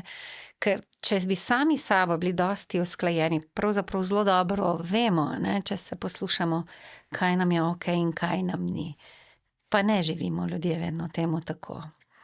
Dostikrat živimo, to vidim pa tudi iz svojega terapevtskega in coaching dela, ne, da živimo po pričakovanjih drugih. Dostikrat, ne. Ogromno klientov imam takšnih, ne, ki živijo ali pa so živeli po pričakovanjih drugih in sebe nekje na tej poti izgubili. Prvo staršev, pa ne, da so starši bili slabi, samo dobro so jim želeli. To je tako, ne vem, kar rečejo, delaj to, pa boš v redu v življenju preskrbljen z ljubeznijo, z naklonjenostjo, ne. In ko zgubimo ko človek zgubi ta svoj notranji stik sam s sabo, ne, je pravzaprav pa zelo, zelo izgubljen. Se to kaže na nek drug način, ne. In ta povezanost sam s sabo, mislim, da potem omogoča tudi ta nek lep prehod, ne. Veliko takih prehodov sem zelo hvaležna za to, da sem jih lahko tudi sama doživela, videla tekom svoje kariere in se z tega marsikaj tudi naučila, ne. In to tudi je potem družini ali pa tistim, ki ostanejo, bistveno lažje. So pomirjeni s tem in to je tisto, ko je ekipa meni rekla, je bilo lepo, je bilo tako lepo. In ne razumem, kaj je bilo to tako lepo, ne. Dva primera bi mogoče rekla. Enkrat mi je ena svojka rekla, je prišla do mene, svojka od ene druge gospe, hčera, pa je rekla, veste, sem prišla povedati, kakšno ekipo imate, ne. Sem slišala v sosednji sobi, se ena gospa poslovila, ne, je že umrla. In je, pač naša ekipa je gospo uredila, ne, in so se z njo pogovarjale, čeprav je bila mrtva. Ne. In to je odnos, a ne, ke šteje še tudi pol, ko duše ni več, a ne. Pa en drug primer je bil, ko so vedele, da se ena gospa poslavlja, slaba je bila, pa so ji rekle zvečer, ponoči imaš v domu, vsaj tako je bilo, ko sem še jaz delala, 2, največ 3 ljudi. Zelo malo, a ne. Kapaciteta doma je pa tam nekje 180 ljudi, rečemo v povprečju. In ta nočna ekipa, ne, je vedela pač, da se nekdo poslavlja, da je pač možno pričakovati, da ne bo jutra dočakal in so vprašale to gospo, če ima kako željo, če želi kaj pojesti, če je lahko kaj drugega omogočijo. In ta gospa je rekla, da si želi pico. In punce so se znašle in so taksista poklicale, ki je iz picerije pripeljal pico. Gospa je verjetno tisto pico samo malo probala, ne, ampak to je to spoštovanje do zadnjega. Pa še ta primer povem, tudi ena druga gospa se je poslavljala, so poklicali družino, ponoči je bilo, 2 sinova sta bila, oba družini sta imela svoji in so vsi prišli. In so bili ob mami in so se od mame poslovili, ko je ta odšla.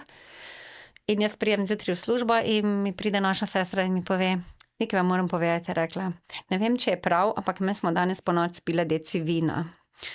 Pa sem rekla, okej, kaj pa je bilo? Zdaj to lahko povem, ker nisem več tam v organizaciji, ne.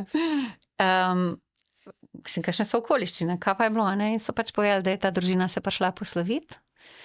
In potem sta sinova rekla, ker ni jim bilo za iti, ne, ker so bili toliko navajeni v dom hoditi, ker to je bil pač tudi njihov dom potem, ne, meje se zabrišejo. Sta rekla, zdaj bomo podprli 1 liter in nazdravili na življenje naše mame. In ve boste spile malo z nami, ne. A je primerno, da bi takrat rekla, da ne bosta? Ni bilo. Sta nazdravili na življenje te gospe, ki je bila izjemna gospa, a ne. In se mi zdi, da to tako, ne, to je lahko lep prehod, a ne. Ampak za lep prehod mora res človek svoje življenje živeti, ne življenje nekoga drugega. Zdaj govoriš ne o smrti, temveč o prehodu.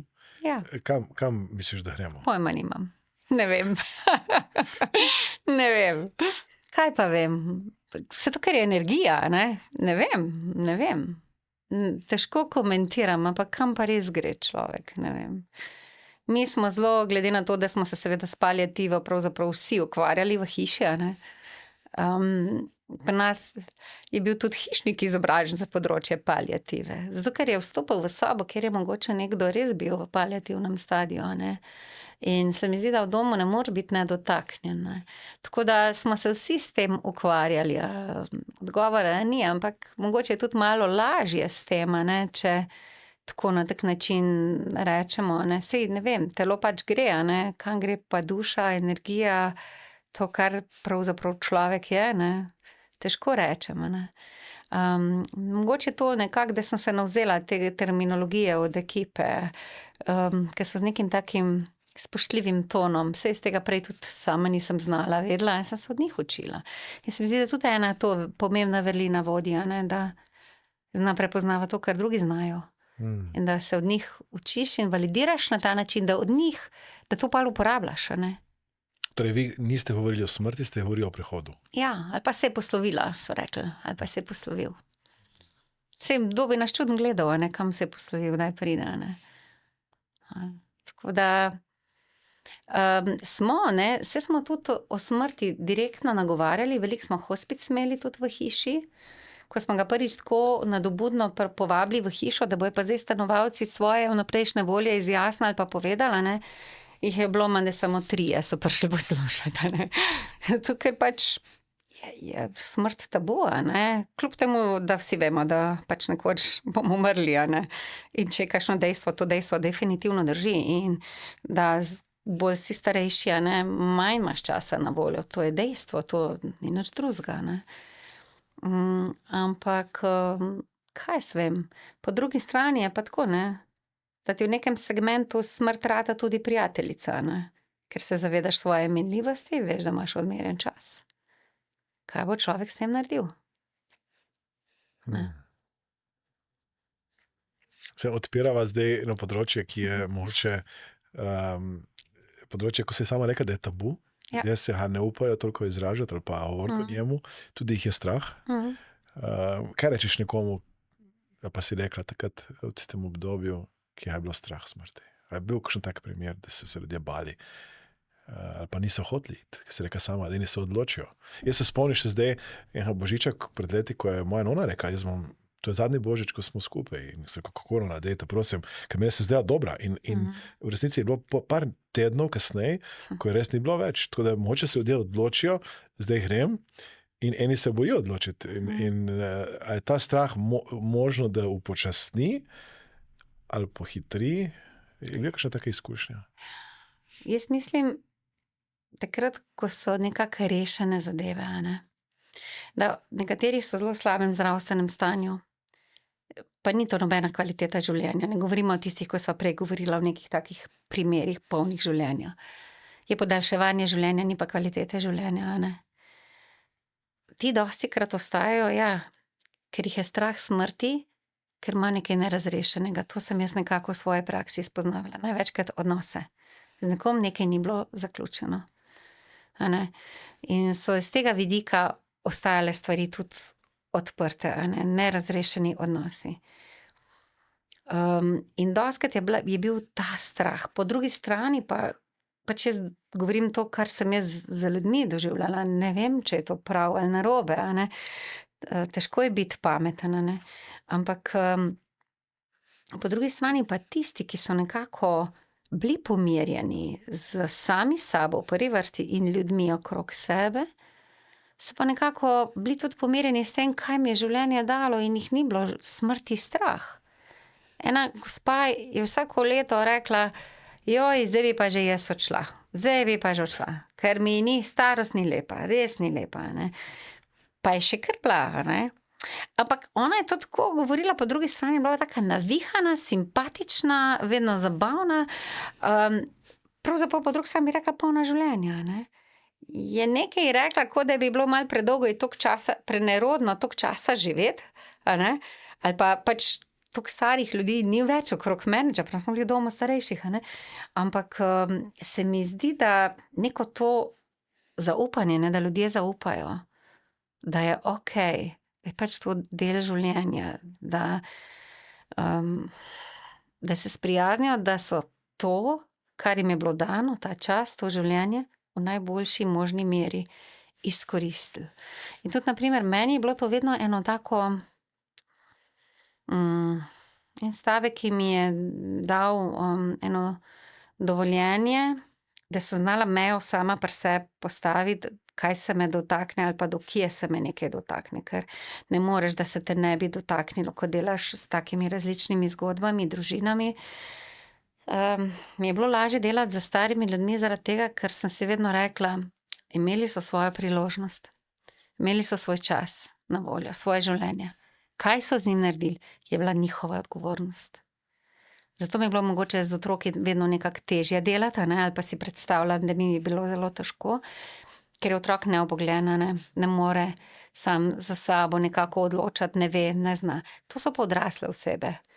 Vsak od njih je imel svojo priložnost. Eden je zlorabil alkohol, eden v družini, ne vem, ni funkcioniral tako, kot bi mogel, pretepal otroke, ženo ali pa kontra, eden kradel, eden kaj drugega hudega naredil. Ker vsi so stari, so samo stari. Življenje je glih tako, mislim, njihov enotni imenovalec je starost. Ampak ljudje so imeli zelo različna življenja, zelo različna. In na koncu se srečaš z vsemi v domu. In meni je bilo vedno to, da so imeli svoje priložnosti. In to je njihova lastna odgovornost, kot je naša. Kaj naredimo sami s svojim časom, s svojim življenjem, kaj uresničujemo, katere cilje, predvsem pa to na odnosni ravni, vedno. Ali v službi. Saj tudi, ko se dela coachingi, terapije, karkoli, se vedno priješ na človeka. Vedno. Ko grem predavati v podjetja, v organizacije, gospodarstvo, javni sektor, kamorkoli, vedno je na odnosih. Vedno.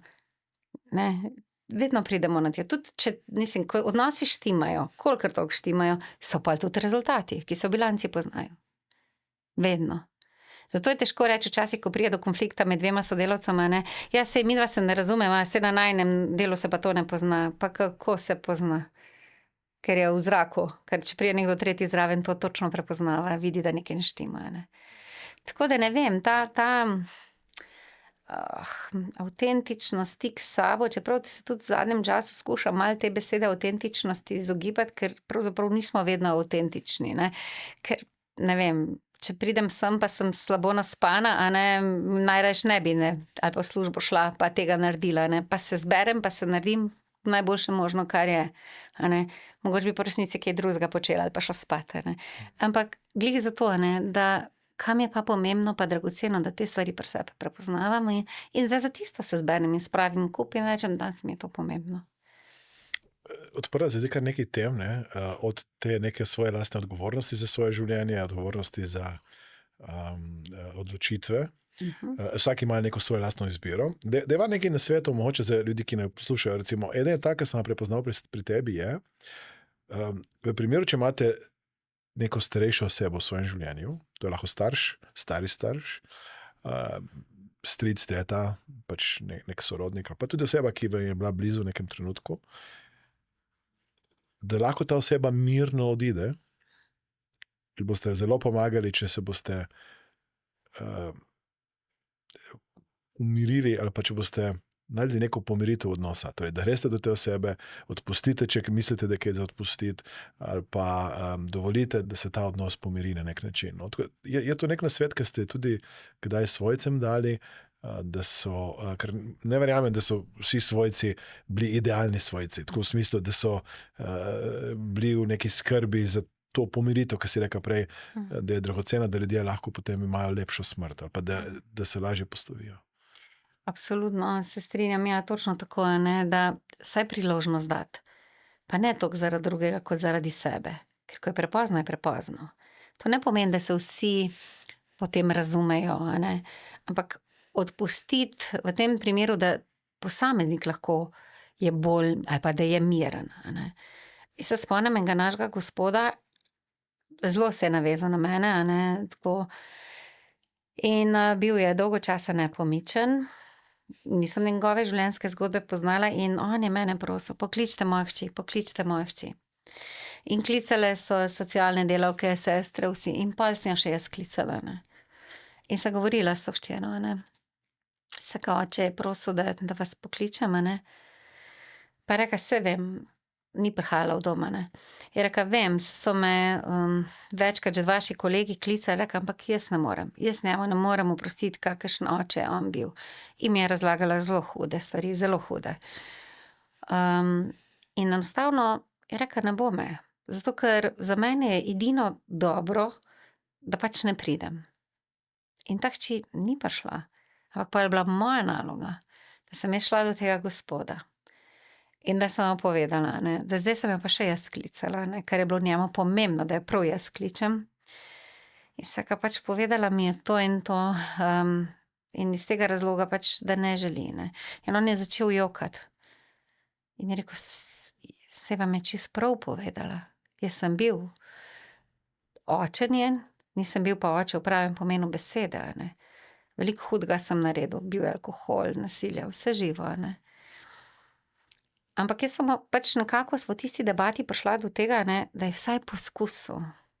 On je naredil tisto, kar je njemu bilo pomembno, dragoceno, da smo hči skontaktirali. Njena odločitev, izbira je bila, da ni prišla. Kako je hčero, jaz ne vem. Ampak vem pa, da je gospod potem čez nekaj časa odšel. V miru, kot ga je lahko dosegel. On je naredil, kar je on lahko. Ni mogel vplivati več na hčero, ki je pač zaradi razlogov takšnih in drugačnih se odločila, kot se je. Tudi ne morem nič soditi, ne vem, ne, kako je ona to sprejela, ampak njemu pa je nekaj prineslo, kar je verjetno bilo nekje v zraku, da mu tega notranjega miru ni dalo. Na izid torej ne moremo vplivati. Poskusimo pa lahko, ne? Ker pol smo sami do sebe tisti, ker mi bomo vedeli, da smo skušali. Ne? Iz tega vidika in ko je prepozno, ne? Za tiste, ki ostanejo. Ko nekdo odide, nekdo ostane. In tisti, ki odide, ga ni več. In tisti, ki ostane, nima več možnosti nič spreminjati. Tako da je fajn, da sami pri sebi razčistimo, zaradi sebe, ne zaradi tistih, ki so odšli. Zaradi nas, ki ostajamo. Če je to možno. Mogoče nisva še prav rekla vsem, kako v tem segmentu, kjer je denarja vedno premalo, najti denar. To je neverjetno. Ne vem, jaz sem vedno se tako hecala, da kar naprej nekaj gradimo, nimamo ne denarja, pa še zemlje nismo imeli takrat, še statusno ni bilo zemljišče rešeno. Pa smo kar naprej nekaj razvijali. Verjetno, če bi se s tem ukvarjala zelo, ne bi nikamor prišli. Res je, mi smo zelo preudarno delali s financami, investirali precej vsako leto v domu starejših, v investicije, v izgradnjo, ampak biti res odprt za vse možnosti in opcije. Mi smo potem iskali razpise, pač kar smo lahko s svojim lastnim poslovanjem prehranili, ampak v bistvu neprofitni organizaciji, kjer vse vlagaš nazaj v dejavnosti, pravzaprav tudi ne ostane prav veliko na voljo, a ne. Spomnim se, eden izmed takih primerov je bil Knajpov park, ko smo bili prvi v Sloveniji, ki smo naredili Knajpov park, preko 100 zelišč smo imeli notri, a ne. Kje smo dobili razpis? Razvoj kmetijstva in podeželja. Mislim, dom starejših iz socialno varstvo, ne, nismo čakali, mislim, seveda smo ustanovitelja vedno priganjali, a ne, resorno ministrstvo in prosili za sredstva, ampak vendarle iskali poti, kje je možno, iskali donatorje, kaj je možno narediti, a ne. In da človek se ne omejuje s tem, kaj bo, včasih moraš biti tudi malo iti preko sebe, ne imeti vseh odgovorov in nekako res tudi zaupati in iskati poti, in biti odprt za možnosti, ki jih tudi mogoče na prvo žogo ne vidiš, a ne. In kakšna ideja bo ratala, kakšna ne bo ratala, ne. Če ne drugače, sem vedno imela par projektov v predalu. Tudi če ni bilo denarja, ga pač še ni bilo takrat. Enkrat pa bo. In ko smo delali evalvacijo, mi smo zelo strateško in projektno veliko delali, midva sva govorila o vsebinah, seveda, ker so verjetno poslušalcem in gledalcem bolj zanimive, ampak mi smo delali strašno veliko projektno, strateško usmerjeno, kako bomo korake dosegali, in jaz se spomnim, da smo imeli 13 dolgoročnih ciljev. Ko sem jaz odhajala, smo lahko čisto vse poklukali. Wow. Pa na prvi pogled je izgledalo, da jih ne bomo, ker so bili zelo nerealni. Od tega je bila ena investicija 2-milijonska. Bravo. Ne? Pa še zemljišče ni bilo naše, a ne? Smo pač, je objekt gostoval na tuji lastnini. A ne? Ampak vse smo naredili, ker če bi takrat, se mi je zdelo, kot da smo malo v oblakih, kot da nismo realni. A ne? Pa tudi, če ne bi kakšnega realizirali, a bi bilo kaj drugače? Ne, jaz bi bila ravno tako blazno ponosna in vesela, da mi je bilo to dano izkusiti. A ne? In se mi zdi, da moraš biti malo takega vizionarja in pol včasih tudi kaj odložiti v predal, pa reči, ok, to zdaj ni čas. A ne? Ampak ne pa obupati. Mislim, tako kot te poslušam, imam čutek, kot da si delala, kot da je to tvoja firma, da si dejansko se počutila kot nek... Seveda. In poznam ogromno kolegov, ki delajo točno tako. Tako da mislim, se mi zdi, da je res tako, ja, kot da je moja firma, jaz vedno vsako službo tako vzamem. Delam na polno, dajem pač vse. Zakaj? Zato, ker je meni to ljubo in drago. In sem zelo hvaležna, da sem vedno imela res ob sebi ljudi, ki so točno tako čutili. Mi smo včasih sploh, ne vem, v obeh zavodih, zdravstvo in sociali, nerazumno dolge ure delali. Nerazumno dolge. Prišli naslednje jutro v službo spet, isto, ponovi vajo. Delali, ne. Zdaj, kaj je bil vpliv tega, ne vem. Jaz sem vedno rekla, naj meni dajo malo oni dihati, oni da jaz s njim, ne vem, ampak najbrž se vedno nekako taki ljudje skupaj najdemo, ne, vesolje ima smisel za humor, ne vem.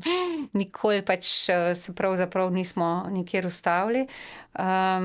In ja, mislim, bodi najboljši performer, kar si lahko, ne. Kjerkoli pač si, a ne. Tako je ta rek, ne, kar delaš, karkoli deli na najboljši možen način. In ne vem, enkrat se bo že nekje, če ne druga, boš blazno dobro streniran za najboljši možen performing, a ne. In ja, ne, tako, to je meni, ne vem, jaz enostavno pač taka tudi sem in se pravim, zagotovo je to recipročno, a ne, za ekipo, ki jo imaš okrog sebe, a ne. Res sem vesela, ne vesela, pravzaprav zelo tako, blagoslovljeno se z tega vidika počutim, da so bili to vedno ljudi, ki so bili, ne, jaz pravzaprav v javni upravi si ti ne moreš ekipe zbirati, a ne, namestnika si ne moreš zbirati, pač to je vse, tukaj ni tako, ko je, ne vem, menedžersko, ne, to bo moj tim, to pač ekipa je, ti priješ, ti si ta zadnji v hiši, a ne, kot je direktor, ko priješ, ne. In kaj zdaj z njimi narediti, a ne? In seveda je ta prva težava, ker nobenega ne poznaš, jaz nisem nobenega človeka, eno kolegico sem samo poznala, naprimer v prvem domu starejših, pa vse so bili novi ljudje zame, niti enega nisem poznala. In smo bili blazno povezani in tudi, ne vem, v zdravstvu isto, tako tam se mi sicer več poznala, ampak kaj smo mi v tem kratkem obdobju, kakšne zgodbe smo naredili, kot da se poznamo 200 let.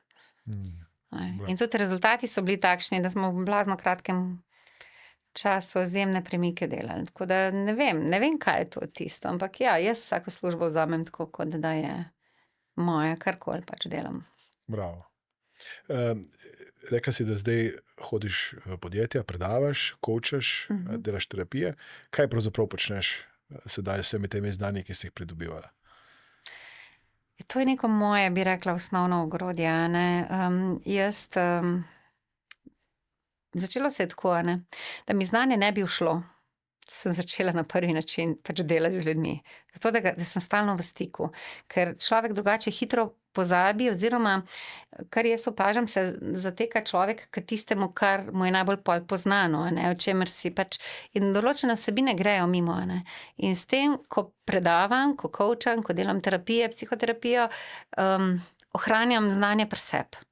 Ker vsak klient, vsaka ekipa, kamor pridem, a ne, predvsem v tem smislu, ne vem, odličnosti, razvoja organizacije, kako povezati ekipo, kako doseči cilje, ki so na prvi pogled nedosegljivi, ni denarja, ni sredstev, kako priti, ne, kako, ker odnosi so temeljni, to sva videla, ne, mislim, to se izkazuje na vseh nivojih, a ne, in kako to znanje v bistvu implementirati v prakso, ker znanje dobi veljavo, ko ga daš šele v prakso, če ne, pač lahko nabiramo diplome in vse ostalo, kar dobivamo, certifikate, ampak to nič ne koristi, je lahko tam nekem predalu. In v bistvu, ko to daje človek v prakso, se mi zdi, ko dobivaš potrditev iz terena, razvijaš zopet to neke nove nivoje. In ko imam toliko teh različnih pristopov, vidikov, se mi zdi, da včasih ne vem niti odkot kje kaj vzamem ali pa kako kombiniram v danem trenutku nekaj preleti, kar rabim, kar že mogoče dolgo nisem potrebovala v praksi, ampak to lahko potem udejanjim ravno zaradi tega, ker govorim, ker predavam, ker nekako imam oba vidika, imam eno je teoretično strokovno znanje, drugo je pa praktično. In se mi zdi, da ko to dvoje človek zna res povezati, da tisto dodano vrednost. Ker razumeš, kako je voditi toliko let, toliko ljudi, kjer ne moreš dati neke božičnice ali pa ne vem kaj, ali pa rečeš, ko bomo pa to naredili, boste pa vsi to pa to dobili, ali pa frej dneve, ali pa ne vem kaj. Ne, jutri boste spet prišli v službo. Mogoče boste delali celo cel vikend, po 12 ur so delovniki. V zdravstvu še več, dežurstva so bila cel vikend včasih. In kako to dosežete? To so te vsebine, ki jih jaz pogosto v organizacijah pač delim. Jih tudi, da jih ljudje, ne vem, osebno izkusijo preko vaj. Moram pa reči, da še tudi ta vidik, kaj si rekel, kaj delam, jaz tudi predavam na fakulteti, in zelo rada delam z študenti. To je nekaj, kar me zelo tudi navdihuje. Posebej mi je v čast, ker me je moja nekdanja profesorica povabila k temu, tako da to je že nekaj, tako si mislim, sem že mogoče v tej mladosti nekaj znala, da me je prepoznala na ta način. In letos smo pri enem izpitu, več predmetov predavam, ampak pri enem predmetu smo ki se imenuje starost in staranje, sem jim dala malo drugačen izpit, In sem želela malo ta njihov potencial spodbuditi in sem jim dala eno zelo zanimivo vprašanje esejskega tipa, da se zbudijo jutro na njihov 101. rojstni dan. Naj opišejo ta dan, ko so stari 101 leto. In dala sem jim navodila še zraven, da finance niso noben problem tekom njihovega življenja, zdravje jim je skozi služilo, v glavnem nobene omejitve. In naj se spominjajo življenja nazaj kot 101-letnik, kakšno življenje so imeli. To so bili eni najlepših izpitov. Tudi študenti so rekli, ko sem jih pa spraševala proces, kakšen je bil, so rekli, pa kaj nam niste mogli dati nekaj, da znanje preverjate. Stokrat lažje bi bilo, ker so rekli, da so bili tako, toliko jih je okupiral ta esej, da so se ponoči zbujali, da so imeli beležke ob postelji, ker so skozi študirali, kako življenje bi oni želeli imeti. In ko smo poslušali, ker pa so mogli pa ta esej prebrati pred celo skupino, zato da so slišali sebe, kako drugim dajo zavezo, kakšno življenje bojo imeli. Brez omejitev je bilo to življenje. Kaj boš zdaj s tem življenjem naredil? In se spominjati od 101. leta nazaj, kako življenje si imel. V bistvu so bile to v enem segmentu ful preproste zgodbe. Vse sem jim dala, za mene lahko greste na Luno živeti, napišite, kar hočete. Bila je družina, bili so prijatelji, finance solidne, ampak nobenega hudega bogatstva, pri nobenem od njih. Vsi so govorili o odnosih. Pa nekateri so bili stari 20 let, ti študenti, zelo mladi ljudje. In tudi oni so govorili o odnosih, o ljudeh, ki so se jih dotaknili, o vsebinah, o tem, tudi seveda, so bila kakšna potovanja pa tako, ampak drugač pa vedno človek človeku. In se mi zdi, da je, ne vem, ta vidik, ta študijski vidik, ki ga delam za študenti, tudi meni odpira neke nove perspektive, neka nova razmišljanja, kakšne so generacije, ki prihajajo, in to mi je tako, me to zelo tudi polni. Bravo. Letos si se ponovno prijavila k nam na coacha, zdaj po 11 letih, če sem te prav razumel prej. Kaj te žene, da se skozi učiš in kaj misliš, da boš s coachom ponovno dobila v svoj repertoar nekih orodij, komunikacije, postavljanja vprašanj in tako naprej. Ja, to je tako, ne? Če človek dvakrat bere isto knjigo, jo doživi na drug način, ne? Kaj šele tretjič, četrtič, petič, ali pa film isti gleda večkrat, ne? In to je zelo podobno temu, ne? Tako kot ljudje fantazirajo pogosto, ne? Samo to še dosežem, ne? Pol bo pa moje življenje sanjsko, ne? In ko pridejo do tistega, ne, ko to dosežejo, ne upoštevajo enega drugega faktorja, ki se vmes spremeni. Oni sami. Ne? In seveda jaz znanje, ne, ki sem ga takrat črpala v tistem obdobju, sem ga črpala znotraj tistega, kar se mi je takrat v življenju dogajalo, ne? Neka nova ekipa, neko novo vodenje, ne? In zdaj, po vseh teh letih, ko imam še druga dodatna znanja zraven, bom to zopet lahko na drug način povezovala, ne? Ali pa nadgradila. In zagotovo, jaz vem, da bom imela druga vprašanja. Zato, ker zdaj, ne vem, z nekimi tehnikami, ki se zdaj ukvarjamo, ne, je doživela na drug način. So se okoliščine spremenile. Zato v bistvu znanje skozi dobiva neko novo veljavo, neke nove vidike, človek postaja zaradi tega, bom rekla, boljši, ne kot človek v osnovi, ampak boljši v veščinah, ki jih ima, v znanju, v soočanju z izzivi, ki prihajajo, in plemeniti pač svoje življenje. Bravo. Mislim, mi imamo letos na coachu prijavljenega 94-letnika in imamo eno mlado mamico, tako da je razpon starosti zelo velik. Razmišljaš, da se boš izobraževala do konca življenja? Ja, zagotovo. Jaz verjamem, da ali brala, ali tako, mislim, karkoli. Jaz sem vedno rekla, da bom sigurno šla na kakšno univerzo za tretje življenjsko obdobje, pa bom vse tisto šla, kar prej ni bilo časa, ne. Definitivno, mislim, tako ko skrbimo za telo, za vse ostalo, moramo pač skrbeti tudi za svoj ne. Če nam vendarle res zdravje služi. In jaz zelo občudujem profesor Pirtoška, ne, on je pri nas eminenca na področju demence, vsega ostalega, ne, nevroznanosti. V bistvu so principi, njega vedno sprašujem, mi smo ga neštetokrat imeli v hiši, smo ga povabili, pa tudi sicer zelo velik strokovnjak, marsikje prisoten, ne. In ko njega pa sprašujejo ljudje, kaj naj počnemo, da ne bomo zboleli za demenco, so zelo preproste stvari. Imejte zdravo hrano, a ne, mediteranska dieta, zelo primerna, spite kozarec, ki je za prijatelji, ne prekomerno, ampak zdrava družba, se poveseliti in seveda iskati neke nova znanja, a ne. Pač dobro življenje je to, a ni to dobro življenje, brez nekih hudih komplikacij. V bistvu je vse zelo preprosto, ampak smo ljudje odlični v tem, da znamo marsikaj zakomplicirati. Res je.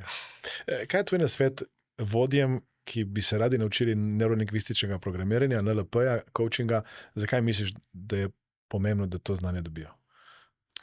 Zato, da bojo znali, da bojo razumeli ljudi na nek drug vidik, iz tega principa različnih modelov sveta, da so dragoceni, da je zelo fajn, če imaš mešano ekipo, da si v bistvu lahko hvaležen za tiste, ki te opozarjajo na neke stvari, ki jih ti sam kot vodja mogoče ne vidiš, a ne?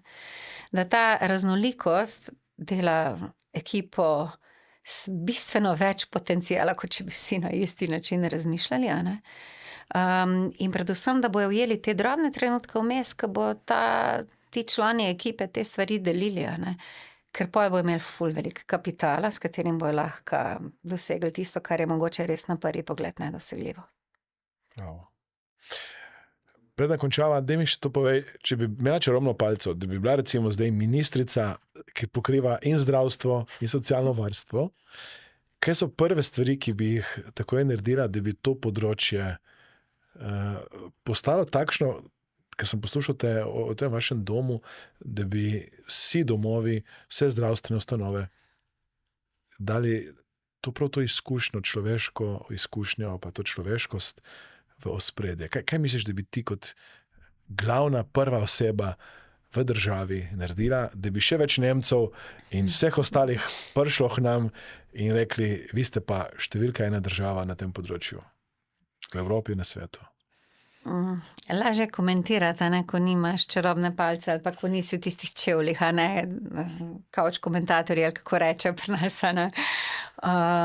Dejstvo je, da je toliko okoliščin, ke ne vem, kaj človek, prvi odgovoren za to področje, a ne, mogoče z te perspektive niti ne vem vseh elementov, ki vplivajo. Hvaležna sem, da mi je bilo 2-krat v življenju ponujeno, a ne, ministrski položaj, pa sem ga 2-krat z velikim spoštovanjem in skromnostjo res zahvalila. Ne bom rekla nikoli, ne reci nikoli, a ne, ampak nekako se mi je zdelo, da me neke druge stvari še čakajo takrat v življenju, ampak predvsem z tega vidika, ker se zavedam odgovornosti, ki jo takšni položaji nosijo, a ne. In ti si mi zdaj dal 2 ministrstvi, ne samo socialnega varstva, še zdravstva, a ne. Kar je v preteklosti v Sloveniji bilo, a ne, vrsto let nazaj. Menda, da je bilo to skupaj, ampak na tej poti, a ne, ke smo mi skupaj z ekipo eno ali drugo delali, a ne, se je pogosto zgodilo, da smo v nekih segmentih prehitevali zakonodajo, a ne. Pač ministrstvo se ve, zakonodaja je tista, ki ti narekuje, pravilniki, zakoni in vse ostalo, akti, ki prihajajo od tam, a ne, in niso nas dohajali, a ne, ker so se spremembe tako hitro dogajale, a ne. Na primer, ke sem razlagala prej o Oazi, a ne, to je bila najcenejša soba v celem domu, ker je bila 4-posteljna soba. Bil je pa koncept, ki je bil upgraden toliko, da v bistvu nič drugega v hiši ni bilo. Toliko dodane vrednosti, a ne, v tistem času. In takrat smo imeli celo varuhinjo človekovih pravic na obisku, ki je bila navdušena nad tem, kar je videla, in je rekla, koliko pa to stane? Pa saj, to je najcenejša soba v hiši. Kako je to možno? Saj kaj, zakonodaja je takšna, ne? Nimamo kaj drugega narediti, a ne. Tako da, kaj bi, ne vem, z vsem spoštovanjem do teh položajev, ne, kaj je prvo? Poslušati stroko, ne politika. Ne. To je tisto, kar je, ker stroka zelo dobro ve. Ve, zato ker to dela, ker vsak dan živi v enem in v drugem, v zdravstvu in v sociali, a ne. In res imenovati v ta strokovna telesa ljudi, ki so strokovnjaki, ne ki so politično všečni, tle mogoče sem zdaj malo groba, ampak rečemo, da so tu takšne izkušnje, vem, dragocene, pomembne in res poslušati in potem zopet iti na ta korak, kaj pa je možno narediti, kaj pa je v tem trenutku realno. Okej, vemo, kam želimo iti. Kaj je naš naslednji korak? Mini korak. Kaj je naš naslednji mini korak? Spet, ne. Na ta način postopati in ravnati, a ne. Predvsem se mi zdi, da je pri nas ogromno strokovnega znanja na obeh teh nivojih, ki sem jih jaz imela priložnost izkoristiti, da je posluševanje zelo nevarno, reči, ti so taki, ne vem, zdravnikom je mar sam za to, ne vem, domovom je mar sam za to, ne. Ni temu tako, a ne. Res iskati, kje so vsebine, ki se izkazujejo na terenu, da so dobre, da funkcionirajo, ker pogosto so rešitve zelo, tudi lahko zelo preproste, ampak verjetno včasih lobiji potegnejo v eno ali drugo smer, ne. To smo tudi lahko v družbi marsikdaj ljudje spoznamo, a ne, in se mi zdi, da so to tisti koraki, ki bi bili nujno potrebni, a ne, da res imeti stroko za partnerja. Mogoče prvi korak, mini korak. Kot ministrica bi to s tem začela. Stroka bi bila tvoj partner. Absolutno, ker sej to ni nič, ne, saj v bistvu si tudi menedžer, ne. Ni ti treba, da znaš, ne vem, če je nekdo minister za zdravje, verjetno se ne pričakuje od njega, da bo naredil operacijo na odprtem srcu, a ne. Absolutno ne, ker pol je boljše, da je v operacijski dvorani, a ne, takšen človek. Po moji oceni, ne. Ampak ga pa poslušati, kaj on rabi, da bo to operacijo vrhunsko izpeljal in kaj je možno sploh narediti. Jaz vem, mi ne moremo reči, ni omejitev, finance, vedno trčimo ob finance, jasno, na voljo nam je to, kar nam je. Ampak mogoče tudi to problem, a ne, da je vse tako časovno omejeno, saj je vedno tako, ne, kaj pa lahko v 4 letih narediti, če pride ministrovanje do konca ali pa vlada do konca, a ne. Neko obdobje je, ne, ampak pol, če se zadeva spet zamenja, tudi ne moreš, saj vemo, dolgoročno načrtovanje dlje časa traja, ne. Zato tudi jaz sem nekako včasih mogoče nevšečno ali pa zagotovo nevšečno izjavo rekla, da mislim, da so 3 mandati vodenja dost. A ne? Da potem mora nov človek prijeti. To sem tudi jaz nekako pri sebi prepoznala.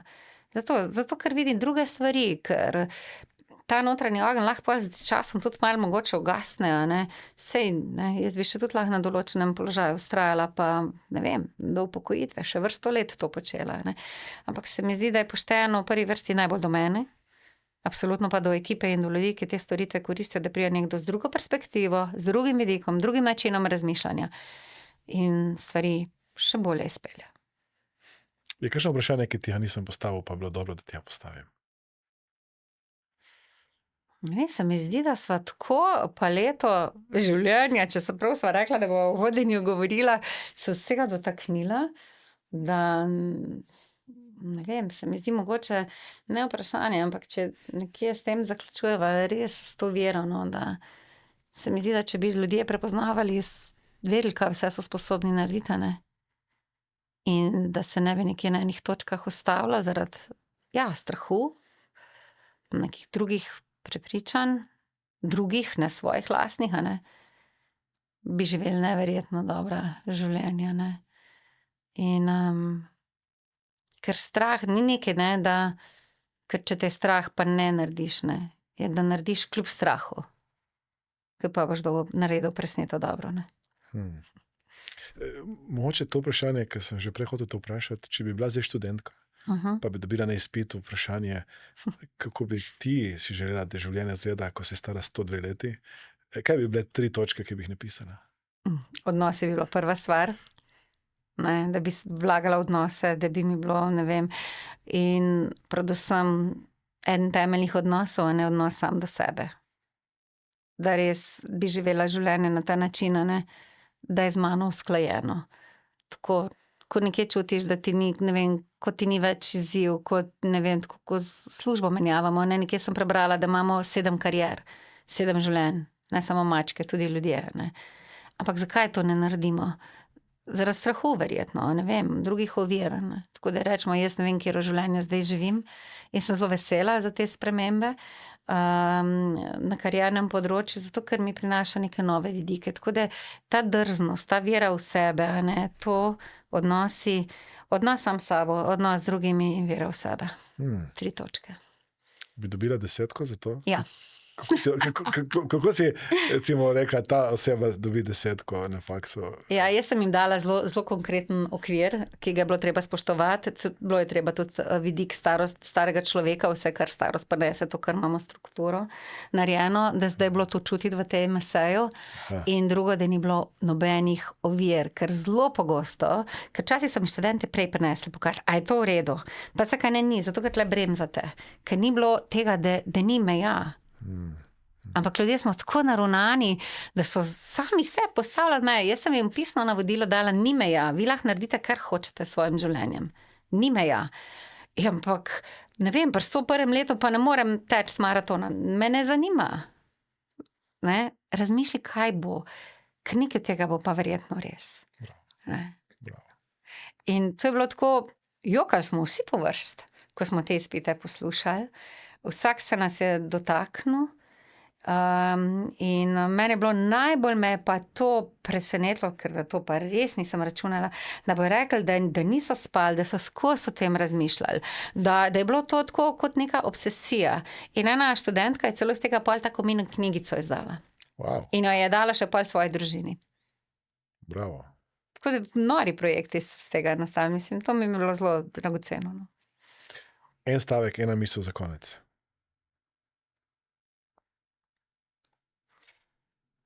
Živeti dobro življenje s svojimi željami usklajeno. Predvsem to dobro življenje. Vesna, hvala lepa. Veseljem. Hvala tebi. Hvala, ker nas spremljate.